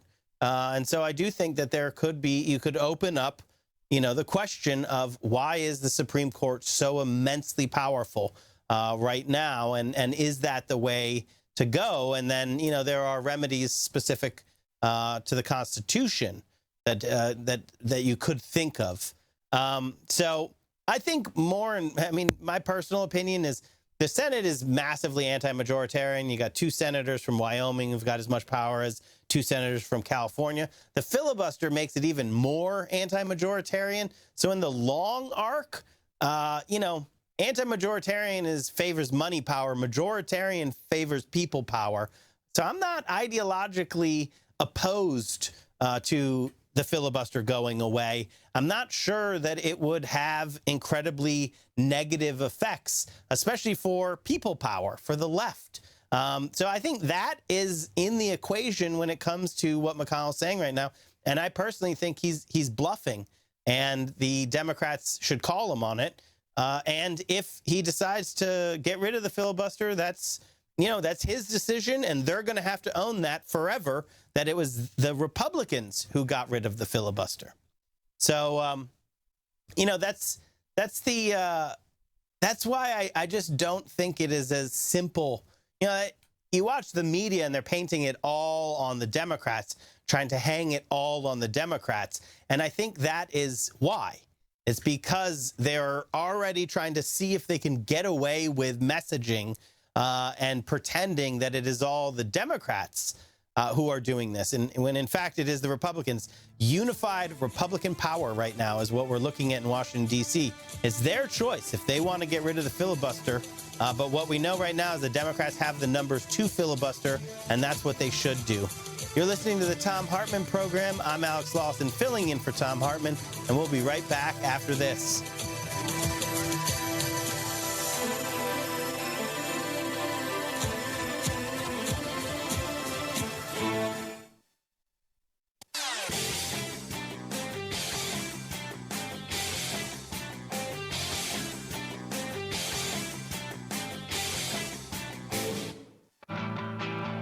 Welcome back to the Thom Hartmann program. I'm Alex Lawson, filling in for Thom Hartmann, and I have Ellen Ratner on the phone here from Talk Media News. Ellen, how are you? I am doing just fine. There's a lot of news going on. And you know what? I'm going to give you the mic and let you tell me everything. I got such an angry email that I was not giving you enough time to talk, so you should have told me. Quiet down there, Alex. There's a lot of news. So now I got the message, Ellen. The mic is yours. Well, actually, I like your comments. But anyway, President Trump went after Hillary Clinton again in a tweet this morning for not apologizing to getting the questions for the debate. I mean, I thought this ended a while ago, but I guess it didn't. Yeah. Now, also, there were 290,000 signatures to not get Trump to expand his budget on immigration enforcement. That went up to the Capitol today, and there are several pro-immigrant groups that joined together to get these signatures, 290,000 signatures. That's a lot of signatures. Also, 2 nail bombs went off in St. Petersburg today. Now, we do know that the president of Russia was in St. Petersburg. We have had conflicting reports into the number of injuries. Some people say 10, some people say 12 people were killed, some people say 40 injured, some people say 20, some say 39. We don't really have an accurate number, but we do know that there were 2 separate nail bombs, and we do know that somebody threw their backpack into the train as it was about to take off. Okay. President al-Sisi from Egypt was at the White House today. Now, there were 2 different meetings, one in the Oval Office, one in the Cabinet Room. He was said by President Trump to be a great friend. He said, we agree on many things. This was a very productive day. He talked about the fact that there is now an agreement in terms of what's going to happen with this, supposed terrorism that's happening in the Sinai Desert. The big question that is coming up is whether Trump is going to give him money and whether it's going to be a loan or whether it's actually going to be a straight gift. If it's a loan, I don't see how Egypt pays it back, but, maybe it will be a forgiven loan. Maybe they'll call it a loan, but know that he'll forgive it by the time of end of his term. So we don't know about that. Also, today is the opening of baseball season. And we do know from one of the groups that they are expecting, because they're trying to make some of the wagers legal now, they're now saying that there will be $36.5 billion, that's with a B, dollars, spent in baseball, if you can imagine. Okay, also, there was a fundraising letter sent out by President Trump today. He called it the liberal city of Seattle. He said that not in his administration would there be a sanctuary city in Seattle. No way. But, of course, this is going to go to the courts. Now, also today, there is a judiciary hearing. It's expected that this is going to be a straight line, party line vote to get out of the committee, of the Judiciary Committee. There will be a vote on Friday on the floor. They now have the 41 votes, the Democrats do, to actually do a filibuster, which, as you were talking about right before I got on the air, will be, in fact, a filibuster. And then the question is whether the Republicans go to the nuclear option. But be careful what you wish for, because that's what the Democrats did, as you know, with cabinet-level votes, et cetera, and then Trump was able to get his cabinet through. Now, it's interesting, Chuck Grassley opened the committee today. He said he was followed around Iowa, around Merrick Garland. He said he holds town meetings. He gets a lot of grief. It's part of our democratic system. And then he said when he thought Hillary Clinton was going to win the presidency, he said, whoever is elected president, we will process the nominee. He talked about op-eds supporting Gorsuch. He said this solution is the judges who apply the law as it is written. Gorsuch is a mainstream judge, he said, and he is a judge's judge. Then Dianne Feinstein got up, and she talked about, first of all, she supported Senator Grassley. She said that Grassley was, in fact, somebody who was very fair in the hearings. She said there were 19 judges nominated and confirmed in a presidential election year. She said that there were press reports about $7 million in dark money, and that this was defeating Judge Garland. But now the Koch brothers, she said, had $10 million to support Judge Gorsuch, and the nominee, she said, was spending a lot more dark money. She did not think that unknown organizations should be spent on any Supreme Court nomination. Then she talked about the fact that there were two cases that she had real problems with. One was the Trans-American Trucking, known as the famous freezing truck driver who got rid of the part of his truck that was not the cab and drove it because he was freezing. Then she talked about an autism case that was called an IDEA case that was unanimously overturned by the Supreme Court, and she went after Judge Gorsuch for his nomination on that front, for his testimony on that front. She said that Gorsuch went out of his ways to put his personal views in this, that he also refused to answer basic questions that had been answered by previous judges, and that he refused to answer if he supported Brown versus Board of Education, that other judges, such as Senator Alito, had answered that, and that in terms of asking when he worked for the Justice Department about his memo on the torture, he said his memory was not good, which she obviously did not believe. Ellen Ratner, thank you so much for the news of the day. Ellen Ratner from Talk Media News. You're listening to the Thom Hartmann Program. I'm Alex Lawson, filling in for Thom Hartmann, and we'll be right back after this.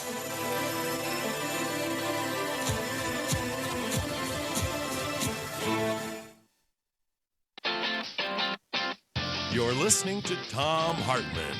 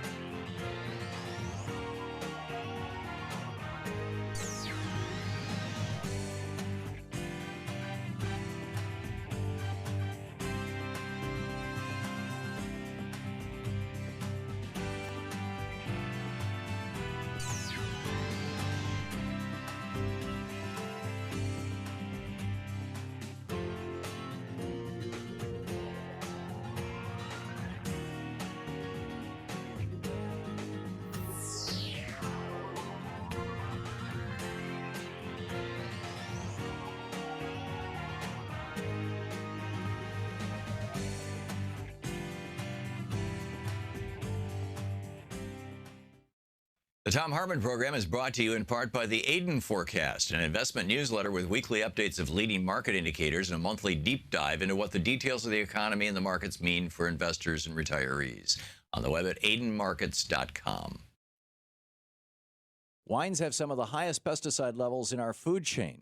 This hour brought to you by ecowine.com. Pesticide-free wines, organic wines, imported from France by the organic wine company, ecowine.com. The Thom Hartmann program is brought to you in part by Super Beets. Super Beets are sourced from non-GMO beets, and they're packed with dietary nitrates, helping to produce nitric oxide for more energy, stamina, and support for healthy blood pressure levels naturally. For more information, call 800-223-8242 or visit freespeechbeets.com.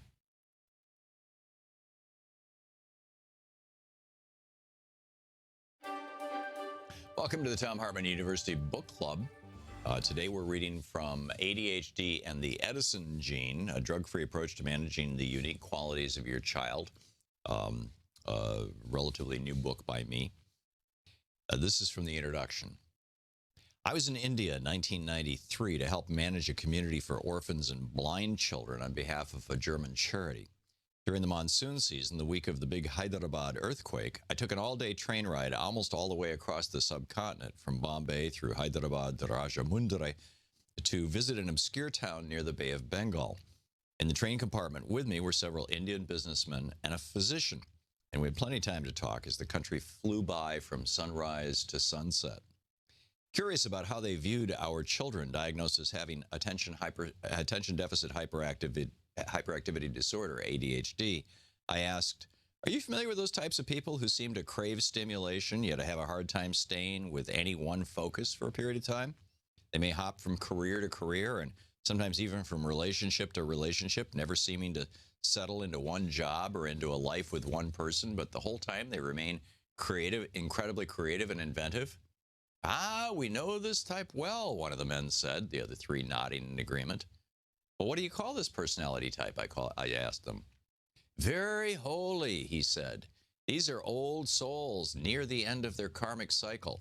Again, the other three nodded agreement, perhaps a bit more vigorously in response to my startled look.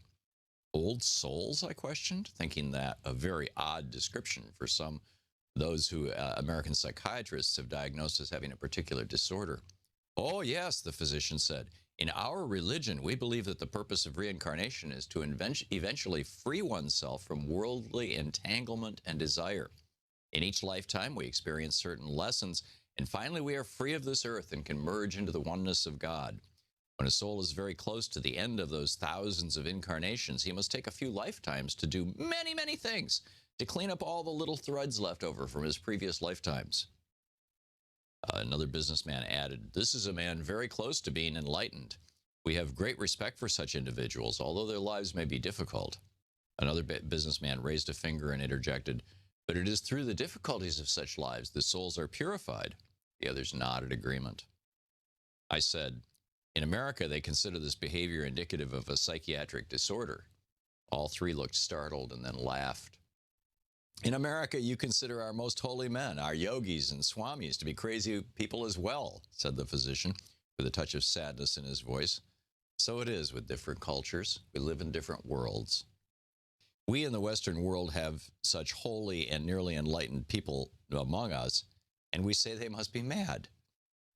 But as we're about to see, they may instead be our most creative individual, our most extraordinary thinkers, our most brilliant inventors and pioneers.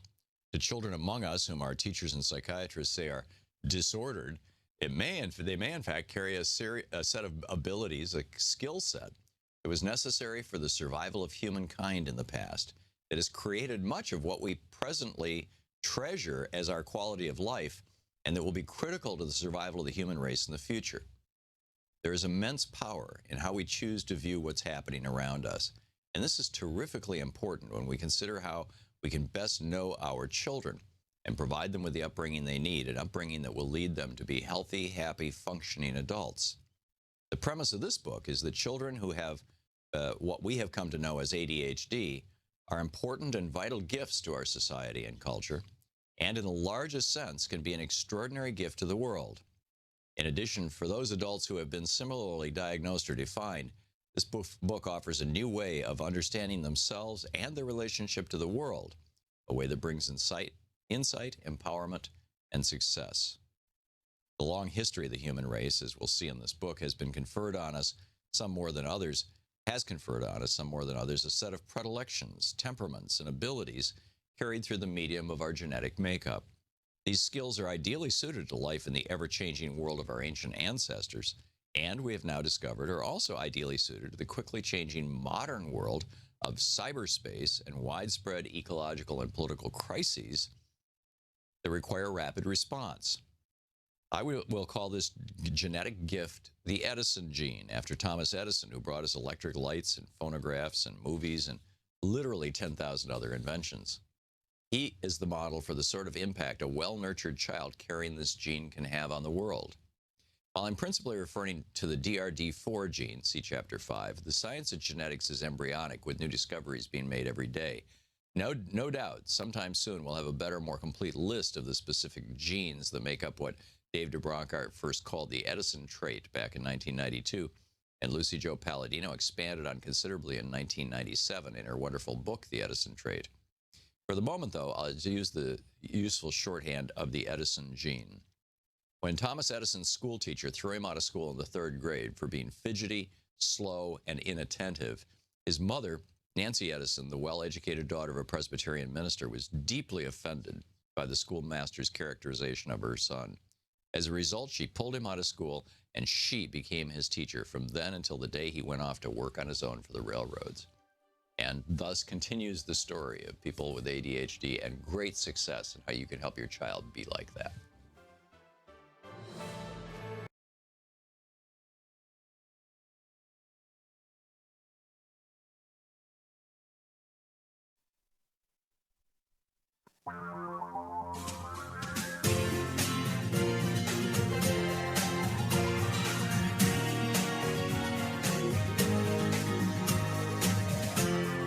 This is the Thom Hartmann Program.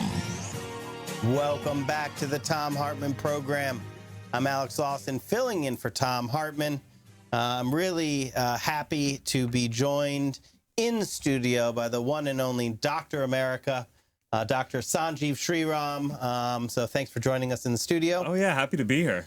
And I always like to have you on because it's actually hard to follow all of the vectors of attack that are coming at us right now, and that's by design. But I do know that this journalist, Sharona from Rewire.news, who did this great piece on Tom Price, what she said is he has a reflex of self-enrichment. And I thought that was a very apt phrase.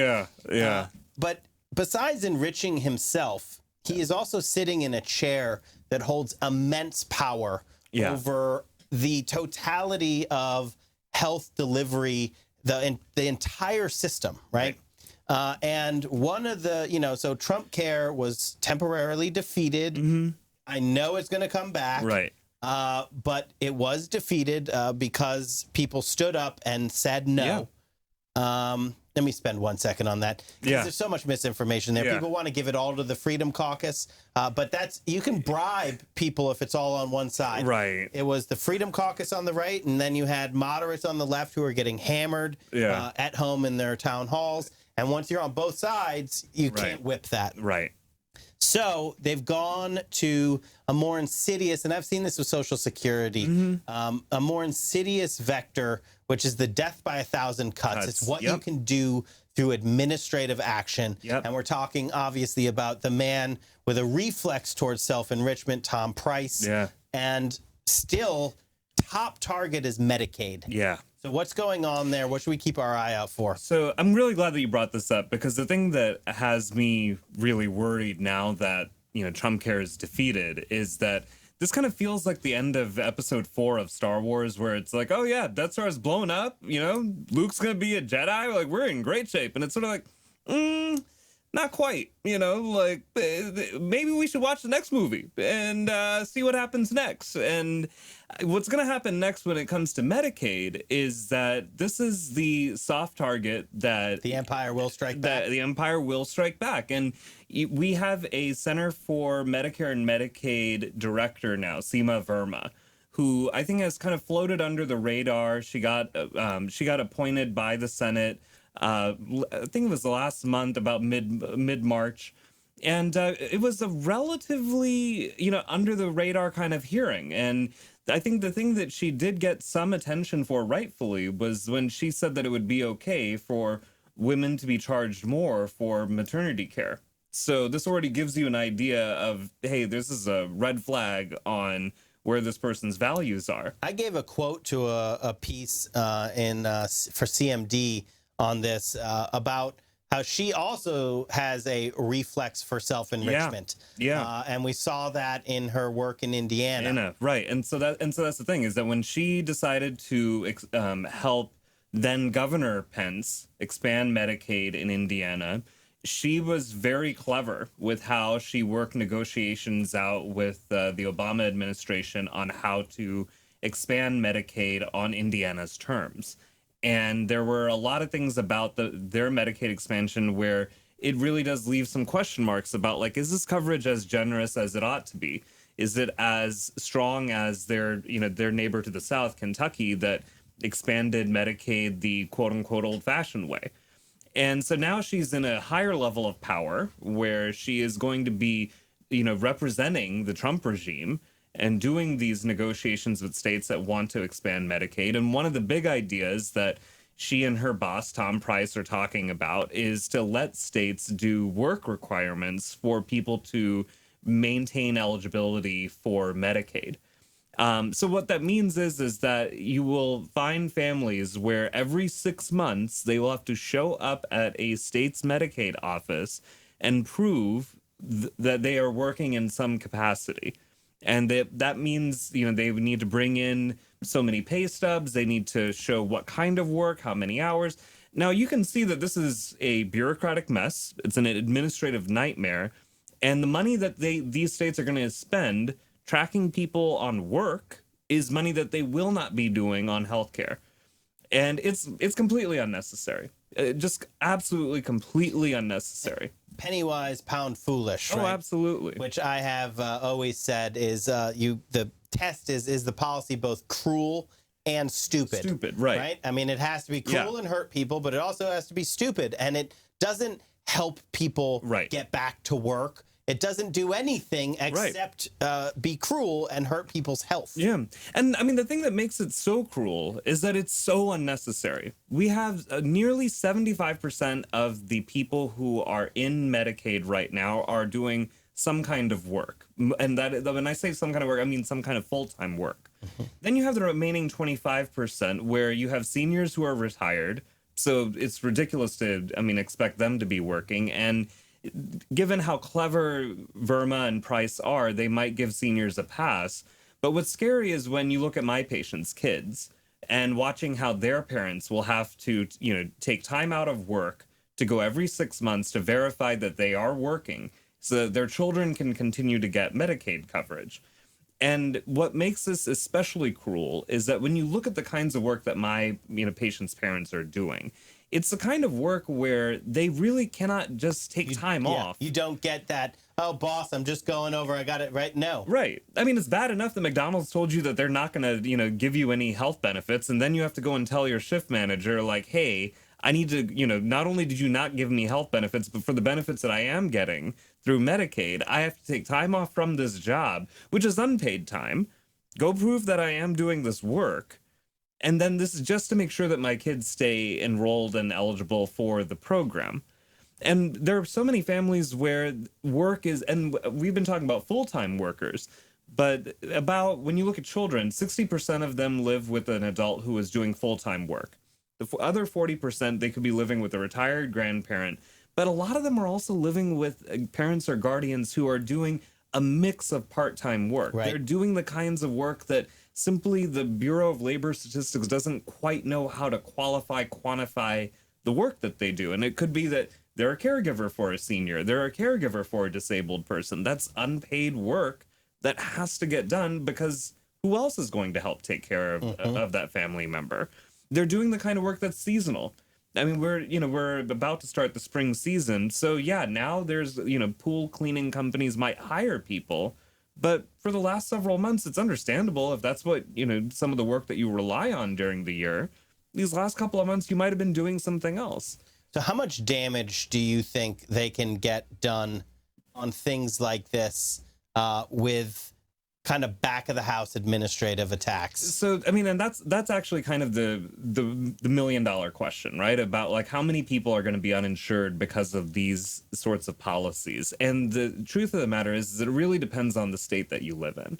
And this is where the grassroots really needs to be in close contact with their members of Congress, because not every state is being dictated by cruelty in governors' offices and state legislatures. There are plenty of states where this is simply not going to happen.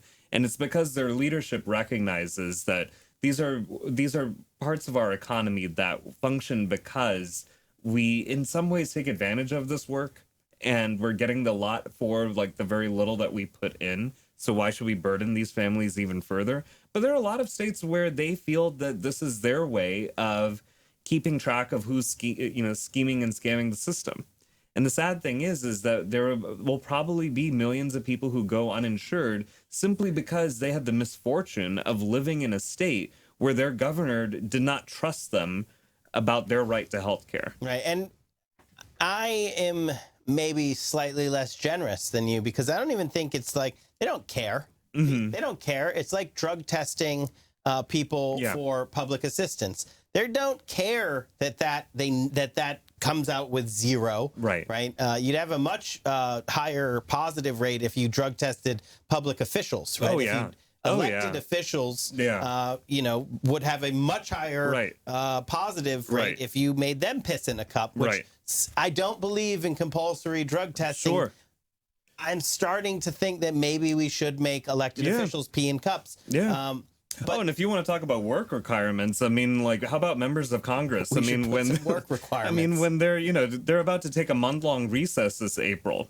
So that's the month-long recess is that's what this is about, right? Because that month-long recess, they are working. It's just politics. Right. It's not about delivering health care. It's not at all about anything to do with that. It's not about making things more efficient or nudging people in any which way. Right. It is actually just red meat to throw to their base. Right. Who, they feed these lies that there's all these people out there who are stealing, et cetera, et cetera.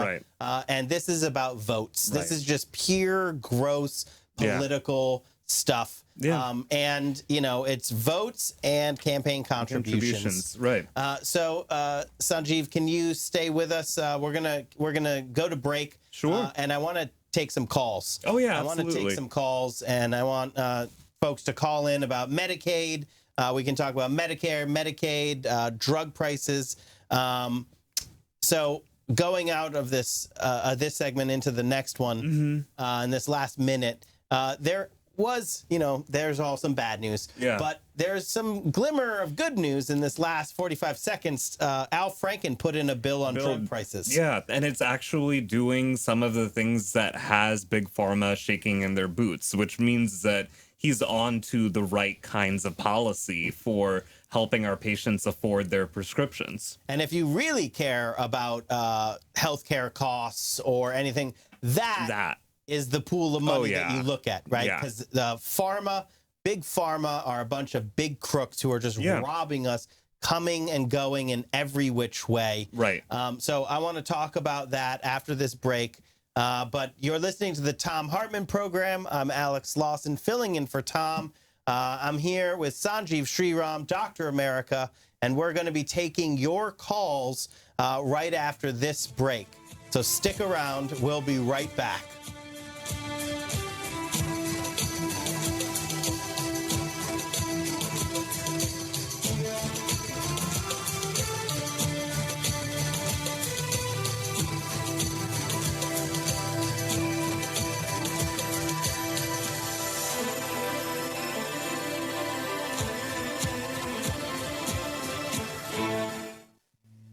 This is the Thom Hartmann Program. You're listening to the Thom Hartmann Program. I'm Alex Lawson in studio with Dr. America. We're going to be taking your calls right after this.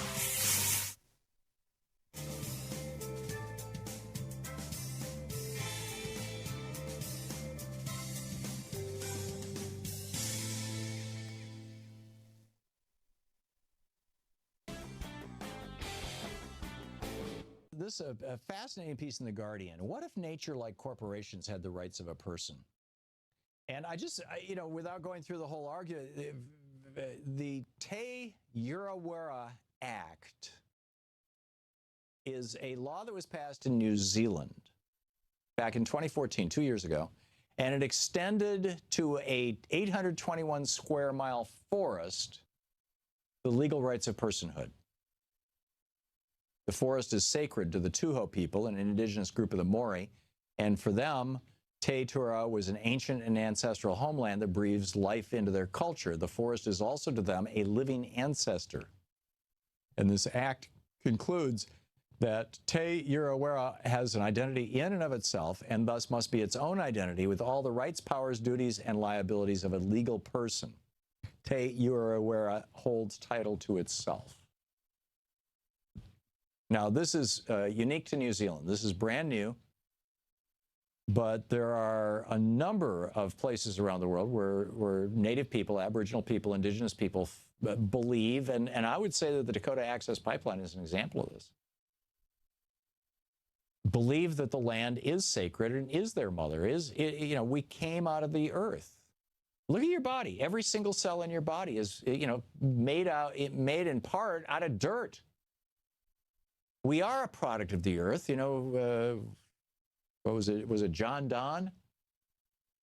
Tell me not in mournful numbers, life is but an empty dream, and the soul is dead that slumbers, and things are not what they seem. Life is earnest, life is real, and the soul is not, and the grave is not its goal. Life, dust thou art, to dust returnest, was not spoken of the soul, if I'm remembering my poetry right.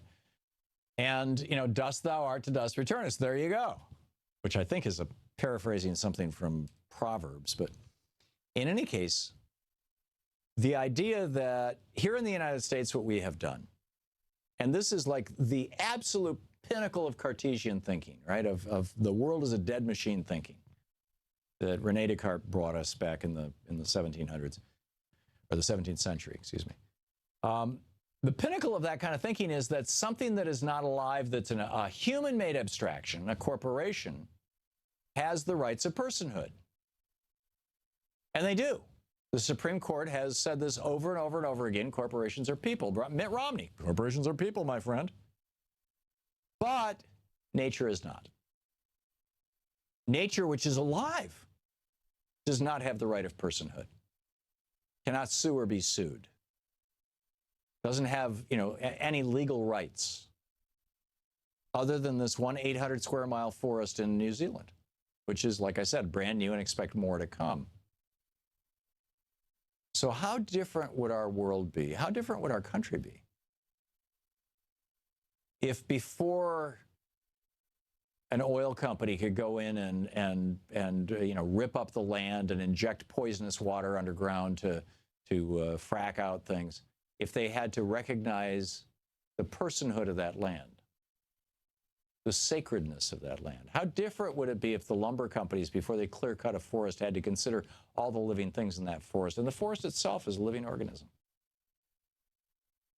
How different would it be if nature could have an attorney ad litem the same way that kids in foster care do, or for that matter, just an attorney the same way corporations who are people do, or who are persons, not people?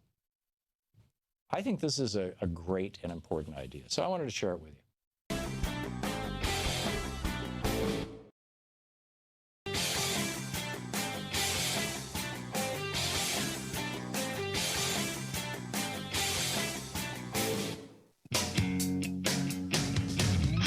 Welcome back to the Thom Hartmann Program.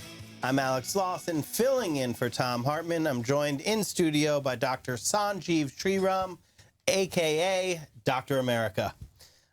So Dr. America knows one thing, well, knows many things, but one thing you know for sure, is how bad pharmaceutical companies are at ripping off the people. If we're to stick with the Dr. America comic book stuff, who are they in terms of the villain? Oh, wow. Oh, wow. That's a good one, right? So I would say maybe Cobra in G.I. Joe? Yeah, they could be Cobra. They could be Arnim Zola. He's the guy who, like, you know, if you're not really paying full attention, like, you know, if you're only watching Red Skull in the first movie, Arnim Zola is that sneaky dude with the glasses on who's, like, actually helping Red Skull build that super weapon, and he kind of gets away at the end of the movie, and you sort of forget about him, and then he pops up again in the second movie, but he's not really, like, you know, again, center attention because you're paying attention to the other guy. That's kind of how pharma is with our, you know, healthcare system and their political process, is that there's always a larger distraction going on that keeps these guys from being targeted the way that they ought to for the mischief and mayhem that they create. That's such a... I'm really happy I asked that question that way. That is a perfect description of them. They get away with it because they seemingly are kind of over to the side, and they look like they might be being helpful, when in fact they're ripping the American people off. Enormously. So I mean, we the taxpayers pay for the research and development of most drugs. Public funding, NIH, university grants. We the taxpayers pay to grant and protect the monopolies. And then we the taxpayers pay the highest drug prices of any country in the world. And this is pharmaceutical company. And what they do is they spend $144 million to lobby Congress. That is what they do. That's what they're masters of. And that's what we're subsidizing when, you know, when our patients go to the pharmacy, you know, when they're paying those like record high drug prices, the highest in the world, they're really paying for all of this mischief. They're paying for the lobbyists. They're paying for marketing. I mean, the marketing budgets for these companies. Anyone who watches sports must know. I mean, it's all pharma ads. It's all pharma ads. I mean, and it's not. I mean, it's sports. It's like if you're watching Shondaland, you know that you have seen these. You know, I mean, you don't have to be watching cable news to stay on top of like what pharma is pumping into the media system. I mean, direct-to-consumer advertising is a huge part of what our patients pay for. Not only no therapeutic benefit, but probably harms. Oh, absolutely. Because I mean, it's constantly being tricked and manipulated into thinking that what you have is not good enough, or that what has been working might not be working. And in fact, it's actually the old cheap drug that you have to control your blood pressure, to manage your high cholesterol, to take care of your diabetes, it's doing its job. And the thing of it is that pharma wants you to buy the next model up for no other reason than because it's profitable, not because the new medication is more effective than the last one. And we have lots of data to show just how true this is, that Americans are not super overly prescribed. But what they are is they're always taking the latest drug. And pharmaceutical companies are ripping off the American people.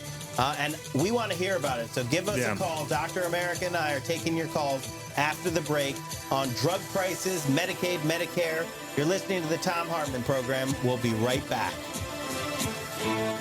You're listening to the Thom Hartmann program. Call 202-808-9925. Drug prices are too high.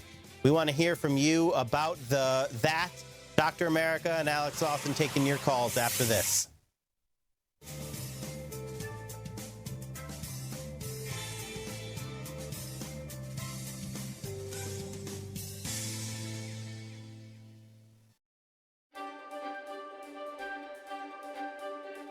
Hi, it's the Thom Hartmann Book Club with the Thom Hartmann University, and today we're reading from Threshold, the progressive plan to pull America back from the brink.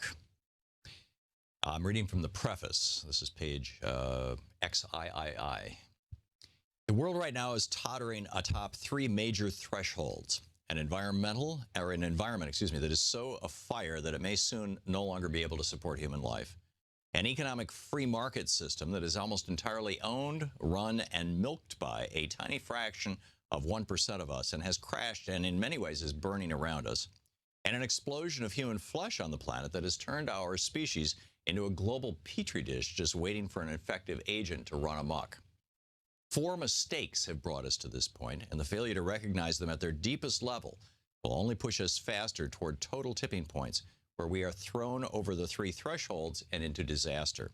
All 4 of these mistakes are grounded in our culture, our way of thinking, our way of seeing the world, the stories we tell ourselves about who we are and why we're here. The first mistake is a belief that we're separate from nature.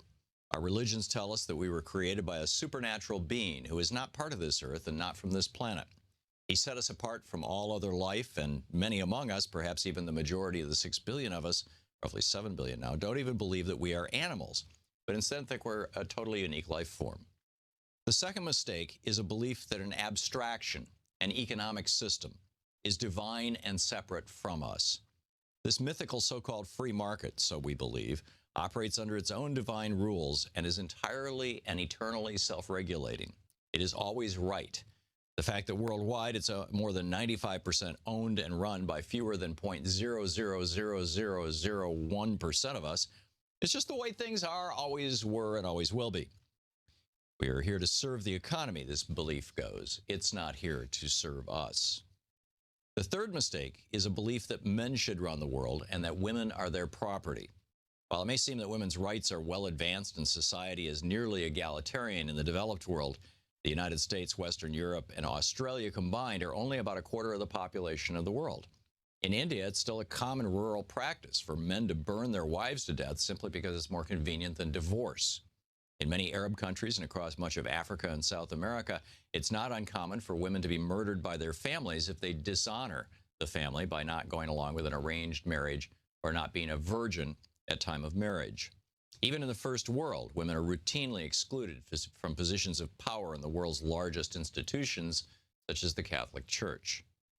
This is one of our biggest mistakes, not just because it's morally deficient or because it can be biologically challenged, but because its primary result is an explosion in population.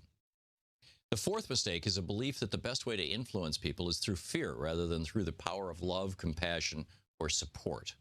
We stand baffled when Palestinians in Gaza vote for a political party that has a long history of terrorist activity, somehow completely overlooking the fact that that same group has been feeding people, building schools and hospitals, and providing old age and widow pensions to people in need. We think we can threaten and bomb people into liking us and behaving in ways consistent with our best interests while ignoring their own best interests.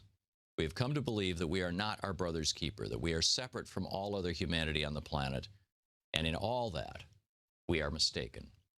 Civilizations have come and gone, and those long gone vanished mostly because they despoiled their commons, allowed small elites to control their economies and governments, and lived in ways that were unsustainable.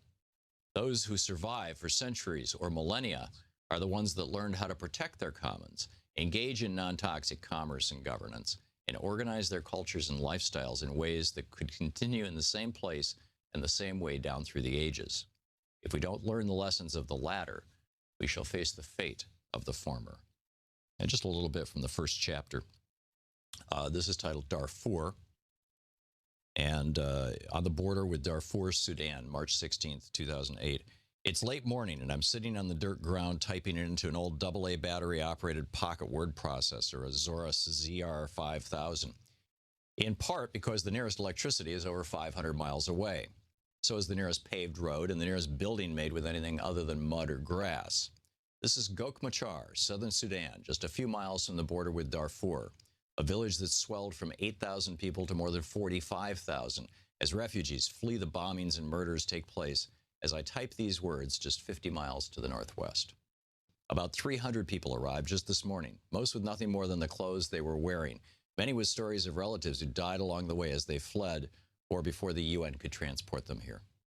When we first arrived on the African continent, we looked out onto the nighttime savannah beyond our Nairobi hotel, and it was truly a startling sight, one I'd almost forgotten since my last visit to Kenya back in 1982. The landscape is huge, horizon to horizon, like the movies you see of these parts of Africa. The land here in South Sudan is just as vast and flat. The 45,000 people around me share one single hand-pumped well, drilled a decade ago by the UN. and no other infrastructure beyond that. No buildings, no roads, no septic tank or sewer system, no schools, no clinics, no hospitals, no stores, or even storehouses. Nothing. The book is Threshold, the progressive plan to pull America back from the brink.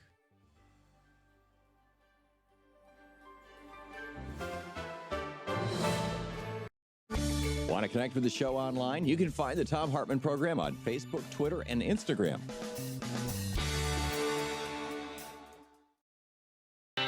Welcome back to the Thom Hartmann program. I'm Alex Lawson, filling in for Tom. I'm joined in studio by Dr. Sanjeev Sriram, a.k.a. Dr. America. And we're going to go right to the phones here. And we'll go to Gail in California. Gail, you're on the line. Hi, good morning. I wanted to just say to you really briefly that Tom had someone on last week who was talking about an Excel spreadsheet that I looked up online with all the different pharmaceutical companies and how much they pay in to basically to lobby for their organizations and the drug companies. And I used to be a medical device sales rep for many years. They train us to talk to physicians and doctors and pharmacists like an equivalent. I mean, we're trained amazingly well, and to speak to them as effectively as possible. After being laid off and having my sister still in pharmaceutical sales, they put so much money into their sales force and also the lobbying efforts in order to control the pricing on our drugs, so that after I was laid off, I didn't have insurance. I didn't have a big company that I was working for, a big drug company. And my inhaler price went up to $410 per vial.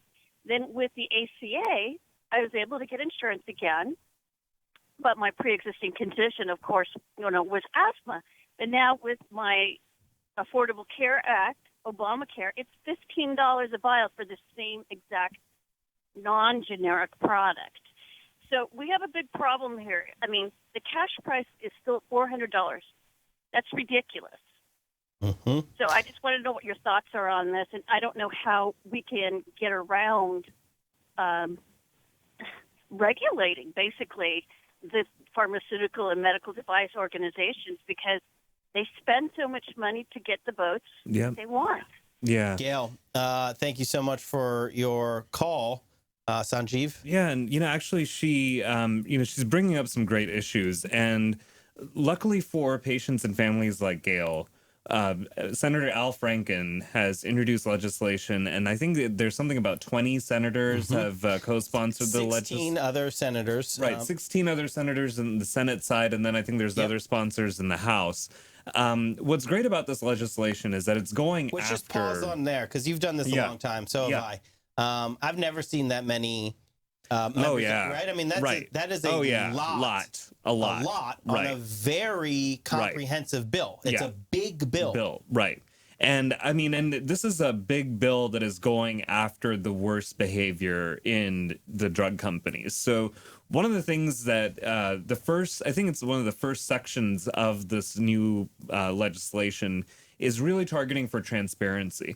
So they are going to require the drug companies to report just how much money are they spending on marketing versus R&D versus lobbying. Like they want to see, they really are auditing, for lack of a better term, just where the money is going with these big drug companies and corporations, which to me, it's sort of like if you're not following that money, then, it's... Well, to me, it's like, how are we not doing that already? Right? I think most people would be shocked to find out that you can't actually get that information. Right. Which is why the drug companies get away with just lying to the people. Right. And they say, oh, well, we have to charge these high prices.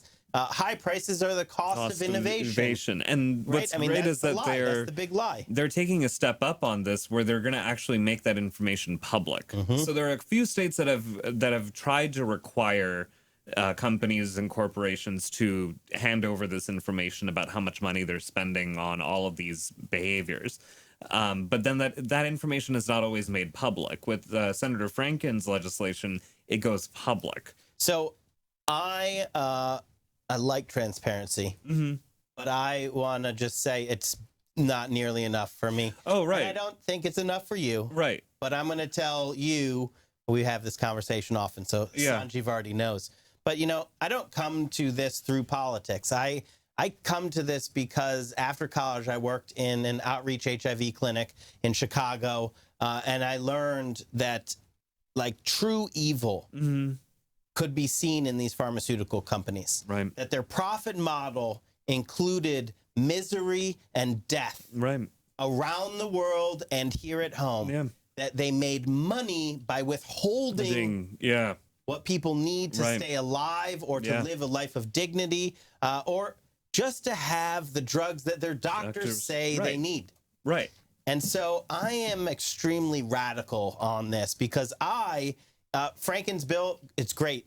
It's comprehensive in its own way, but it doesn't even go a tenth of the way for me because transparency, it does have drug importation, so from Canada, which people should think about. These are the same drugs, drugs. Right. The same exact drug in Canada. There's one called Xtandi. It's for non-operable prostate cancer. $130,000 here. Exact same drug produced in the exact same facility. $30,000 in Canada. Right. The only thing underlying it is greed. Yeah. So like I like that. I like the transparency. I love the importation. I love the Medicare negotiation. Yeah, and when it comes to, they're no longer going to be able to do a tax deduction for direct to consumer marketing, which again is great. But you know what? I'll state here. I love the Franken bill. Yeah. And our organization, Social Security Works, we've endorsed it. We're pushing it hard. Yeah. We will be working this. It will do great things for people, for real people. Right. Their drug prices will go down because of this. I want the takeaway of this is people should understand the Franken bill will lower people's drug prices. Yep. Both through the Medicare Part D negotiation and the importation. Both of those are active levers to lower prices. Right. The other parts, it's kind of like 2-step or 3-step. Yeah. But those are active levers to lower. But I will say, we should be at the point where we're talking about compulsory licenses. Oh, sure. And I know me and you don't disagree on this. But I mean, like, these companies are so wrong. Yeah. They should lose the privilege of the patents that are giving them the power to charge people astronomical rates. Right. That's where we need to be. Yeah. And I mean, and I think you're absolutely right that there have to be these kinds of consequences and punishments that hurt. Right. They can't just be the slaps on the wrist anymore. We know that that doesn't do anything. Because let's go into the slap on the wrist. The slap on the wrist is monetary fines, right? So if the monetary fine is less than the profits that you make by the behavior that is fined, it is not even a slap on the wrist. It is a business decision where you just have your actuaries. They cost it out, and they say no. Right. You know what? And that's what I learned in when I learned my hatred of pharma. That those decisions are made. That they calculate cost of lives. They calculate the cost of hurting people. Right. So they put drugs on the market that they know are unsafe because they calculate the lawsuit costs and and they come to an answer. Right. And they say, oh, well, go ahead. Yeah. The math people say it's good. Right. That's why what we need on the other side of the hopper, to me, and the Franken bill is a great step. Right. But I look at it as like that. Right. I think it's a great starting place. I think it's a good foundation on which you could build more. Yeah. And I applaud it for coming at the time that it comes, where I feel that, it's great that we defeated Trump Care, but we need to keep pushing things forward. That's a great point. And I think that this was, and this is the right way to go, where you show that, this is what real leadership in healthcare looks like. Right. And if you really want to draw that contrast between Trump Care and Senator Franken's bill, is that there's no doubt or question that, that Senator Franken was thinking about patients when he wrote this. Right. That it is very obvious how patients are going to benefit, how their pocketbooks and their stress levels are going to benefit from actually holding pharma's feet to the fire. And I hope that, patients like Gail and her family are able to, reap some of the benefits from policies like this. But what we really need to do now is that we have leadership on this kind of legislation. And now we need to put the pressure up where during the recess, it's a great time to visit town halls and go back to those district offices and become a regular. Yeah. Become that nagging regular until this becomes official. So it's Senator Franken's bill in the Senate, and then Representative Jan Schakowsky in the House is taking the lead on the companion bill in the House. And so if people are going to their town halls, they can say, get on the bill to lower drug prices. Right. Senator Franken in the Senate and Representative Jan Schakowsky in the House. Right. Let's go to another caller here. Paul on WCPT, which is a fantastic radio station. Paul, you're on the line. Yeah, thanks. A couple things about pharmaceutical costs I've heard mentioned. For instance, the R&D costs. There's something we have to consider here. First of all, much of the basic R&D, the pharmaceutical companies are able to glean from universities. It's stuff that's what we fund. But the other thing is the way they actually figure their R&D costs is this. Let's say they take $50 million to research a drug, and it takes them 5 years. They $50 million over 5 years. They don't say, it cost us $50 million we have to make up. The way they figure it is, how much would we have made with $50 million had we invested it in the market? And that's how much it cost us. And you want to know another thing, Paul? What they really love to do?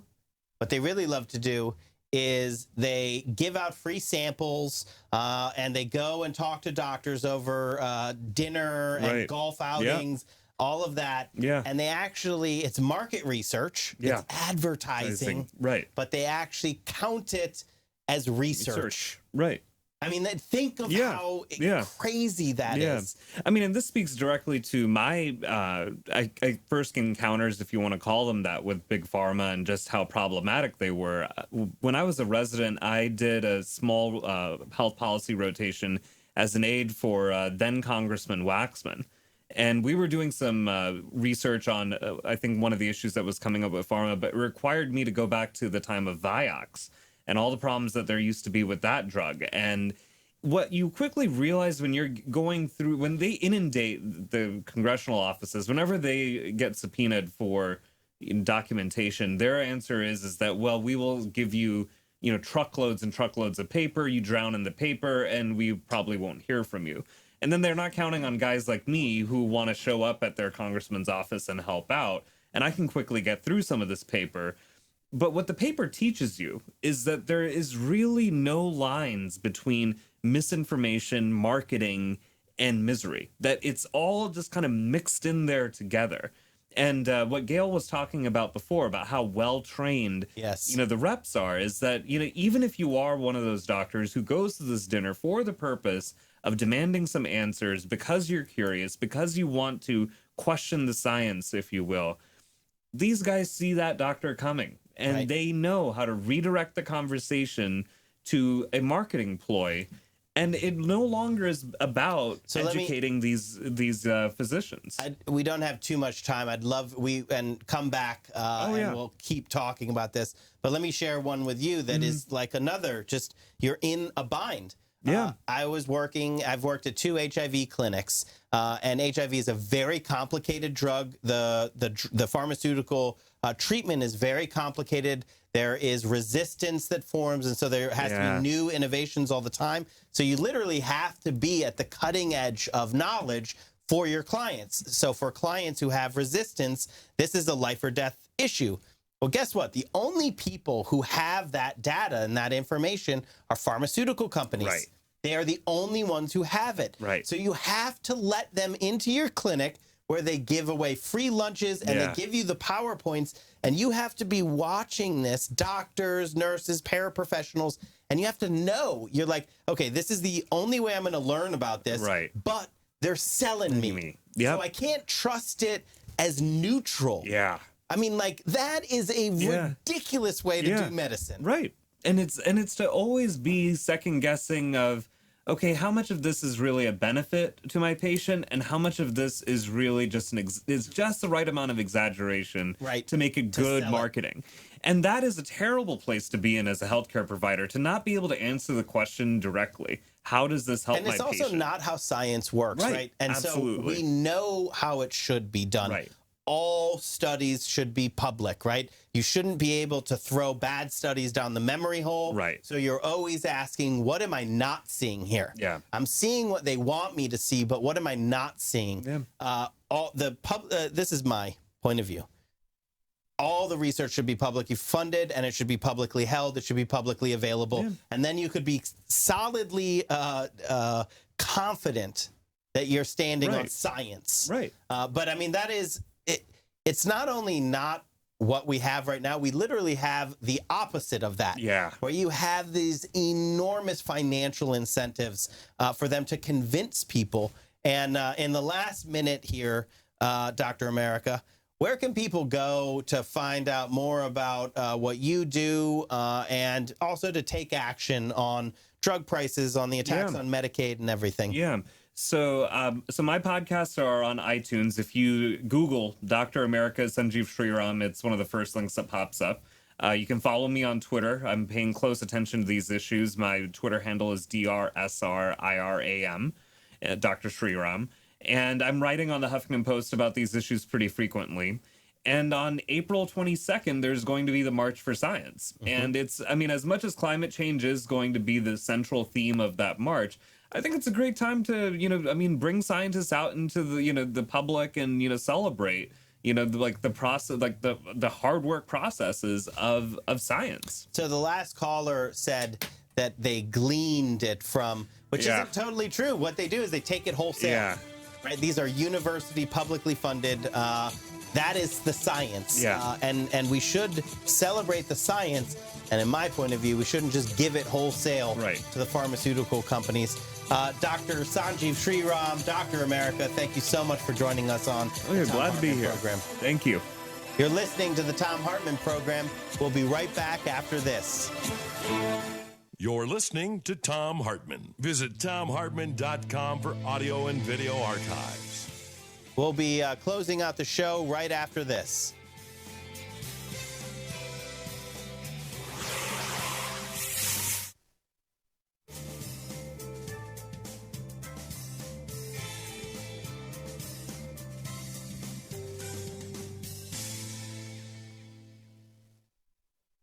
Welcome back to the Thom Hartmann program. Still in studio with Dr. America. We're going to take your call. Alexis from Arizona. Alexis, you're on the air. Alexis, can you hear us? I am going to go to Carol in South Carolina. Carol, you're on the air. Yeah. Hi, Alex. Thank you for what you're doing. And Dr. America, my husband has Parkinson's, and I just got news from an FDA press release of a new drug that's going to improve on time. And the problem is the drug is going to have a $600 retail price to it. And I'm wondering, how long does it typically take from the release of a new drug that's FDA approved to when it becomes generic? Yeah. 7 years. Yeah, so 7 years is kind of the standard. And I mean, I say that with you can probably hear the hesitation in my voice and some of the uncertainty, and that's because right now we have a system that also where the drug corporations are paying the generic companies to not release generics. And also through every means that they can, they extend their exclusivity. Right. Also, if it's a biologic, it could be up to 12 years to start. Yeah. And so, the terminology for this is that you might start hearing a little bit more about is pay for delay. And Senator Franken's legislation does address this, and it does get to working on pay for delay issues, because it goes to the heart of exactly what your family is dealing with, where you've got something that the FDA says is safe, effective, will work for a condition that is really tough to treat otherwise, And yet here come the pharmaceutical corporations saying that they want either more time or that they pretty much just want more profits, and they're willing to do whatever it takes. I mean, patients be damned, which is so. In the last tragic. 60 seconds here, here's something that some people don't know is that if you say, I don't know this particular drug, so I don't know the differential, but if you are near the Canadian border, and you need Xtandi, you can literally walk into Canada, buy the Xtandi in Canada, walk back into America, and that's all legal. Right. The FDA is okay with that. That is a legal thing. If you have a prescription for the drug, right, and it is kind of a gray legal thing, but it is legal. It's called for personal importation, the 3-month, and there are, I think that people can do their own research and find, like, there's things called like pharmacy checker, which is actually looking to make sure that these are verifiable pharmacies. Yeah. We only have 30 seconds here. It's just, to me, it's evil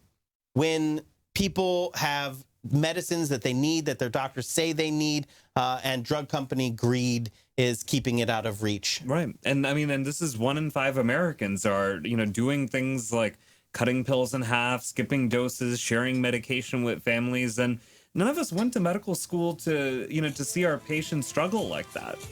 So, thank you for your call, Carol. Al Franken's bill to address drug prices is just one thing that we can do to take on pharmaceutical, but your story is why we need to stand up together and fight. You're listening to the Thom Hartmann Program. I'm Alex Lawson. We'll be right back.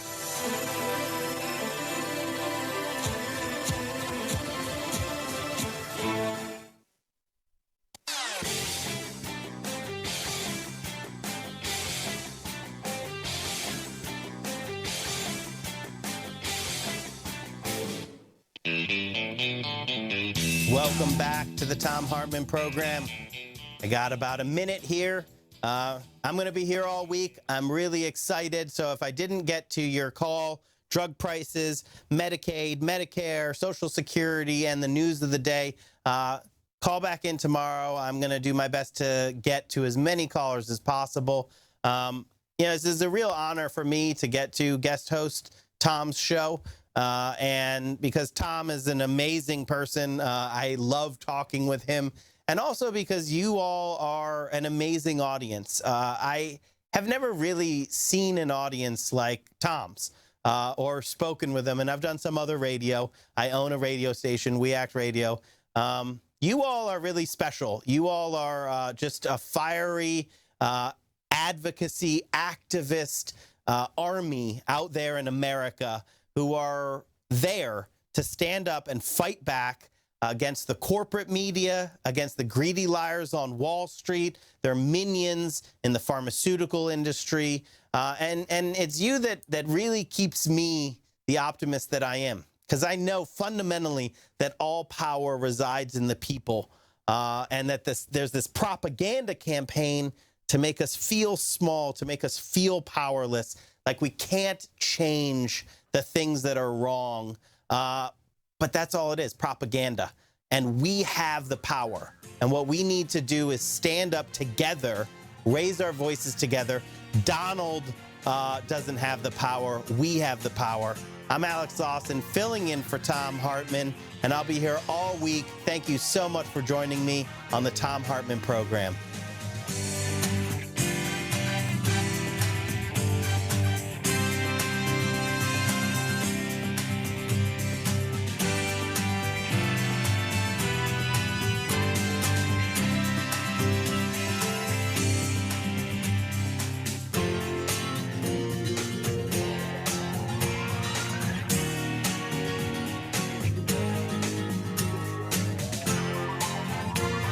You've been listening to Thom Hartmann. For audio and video archives, visit thomhartmann.com.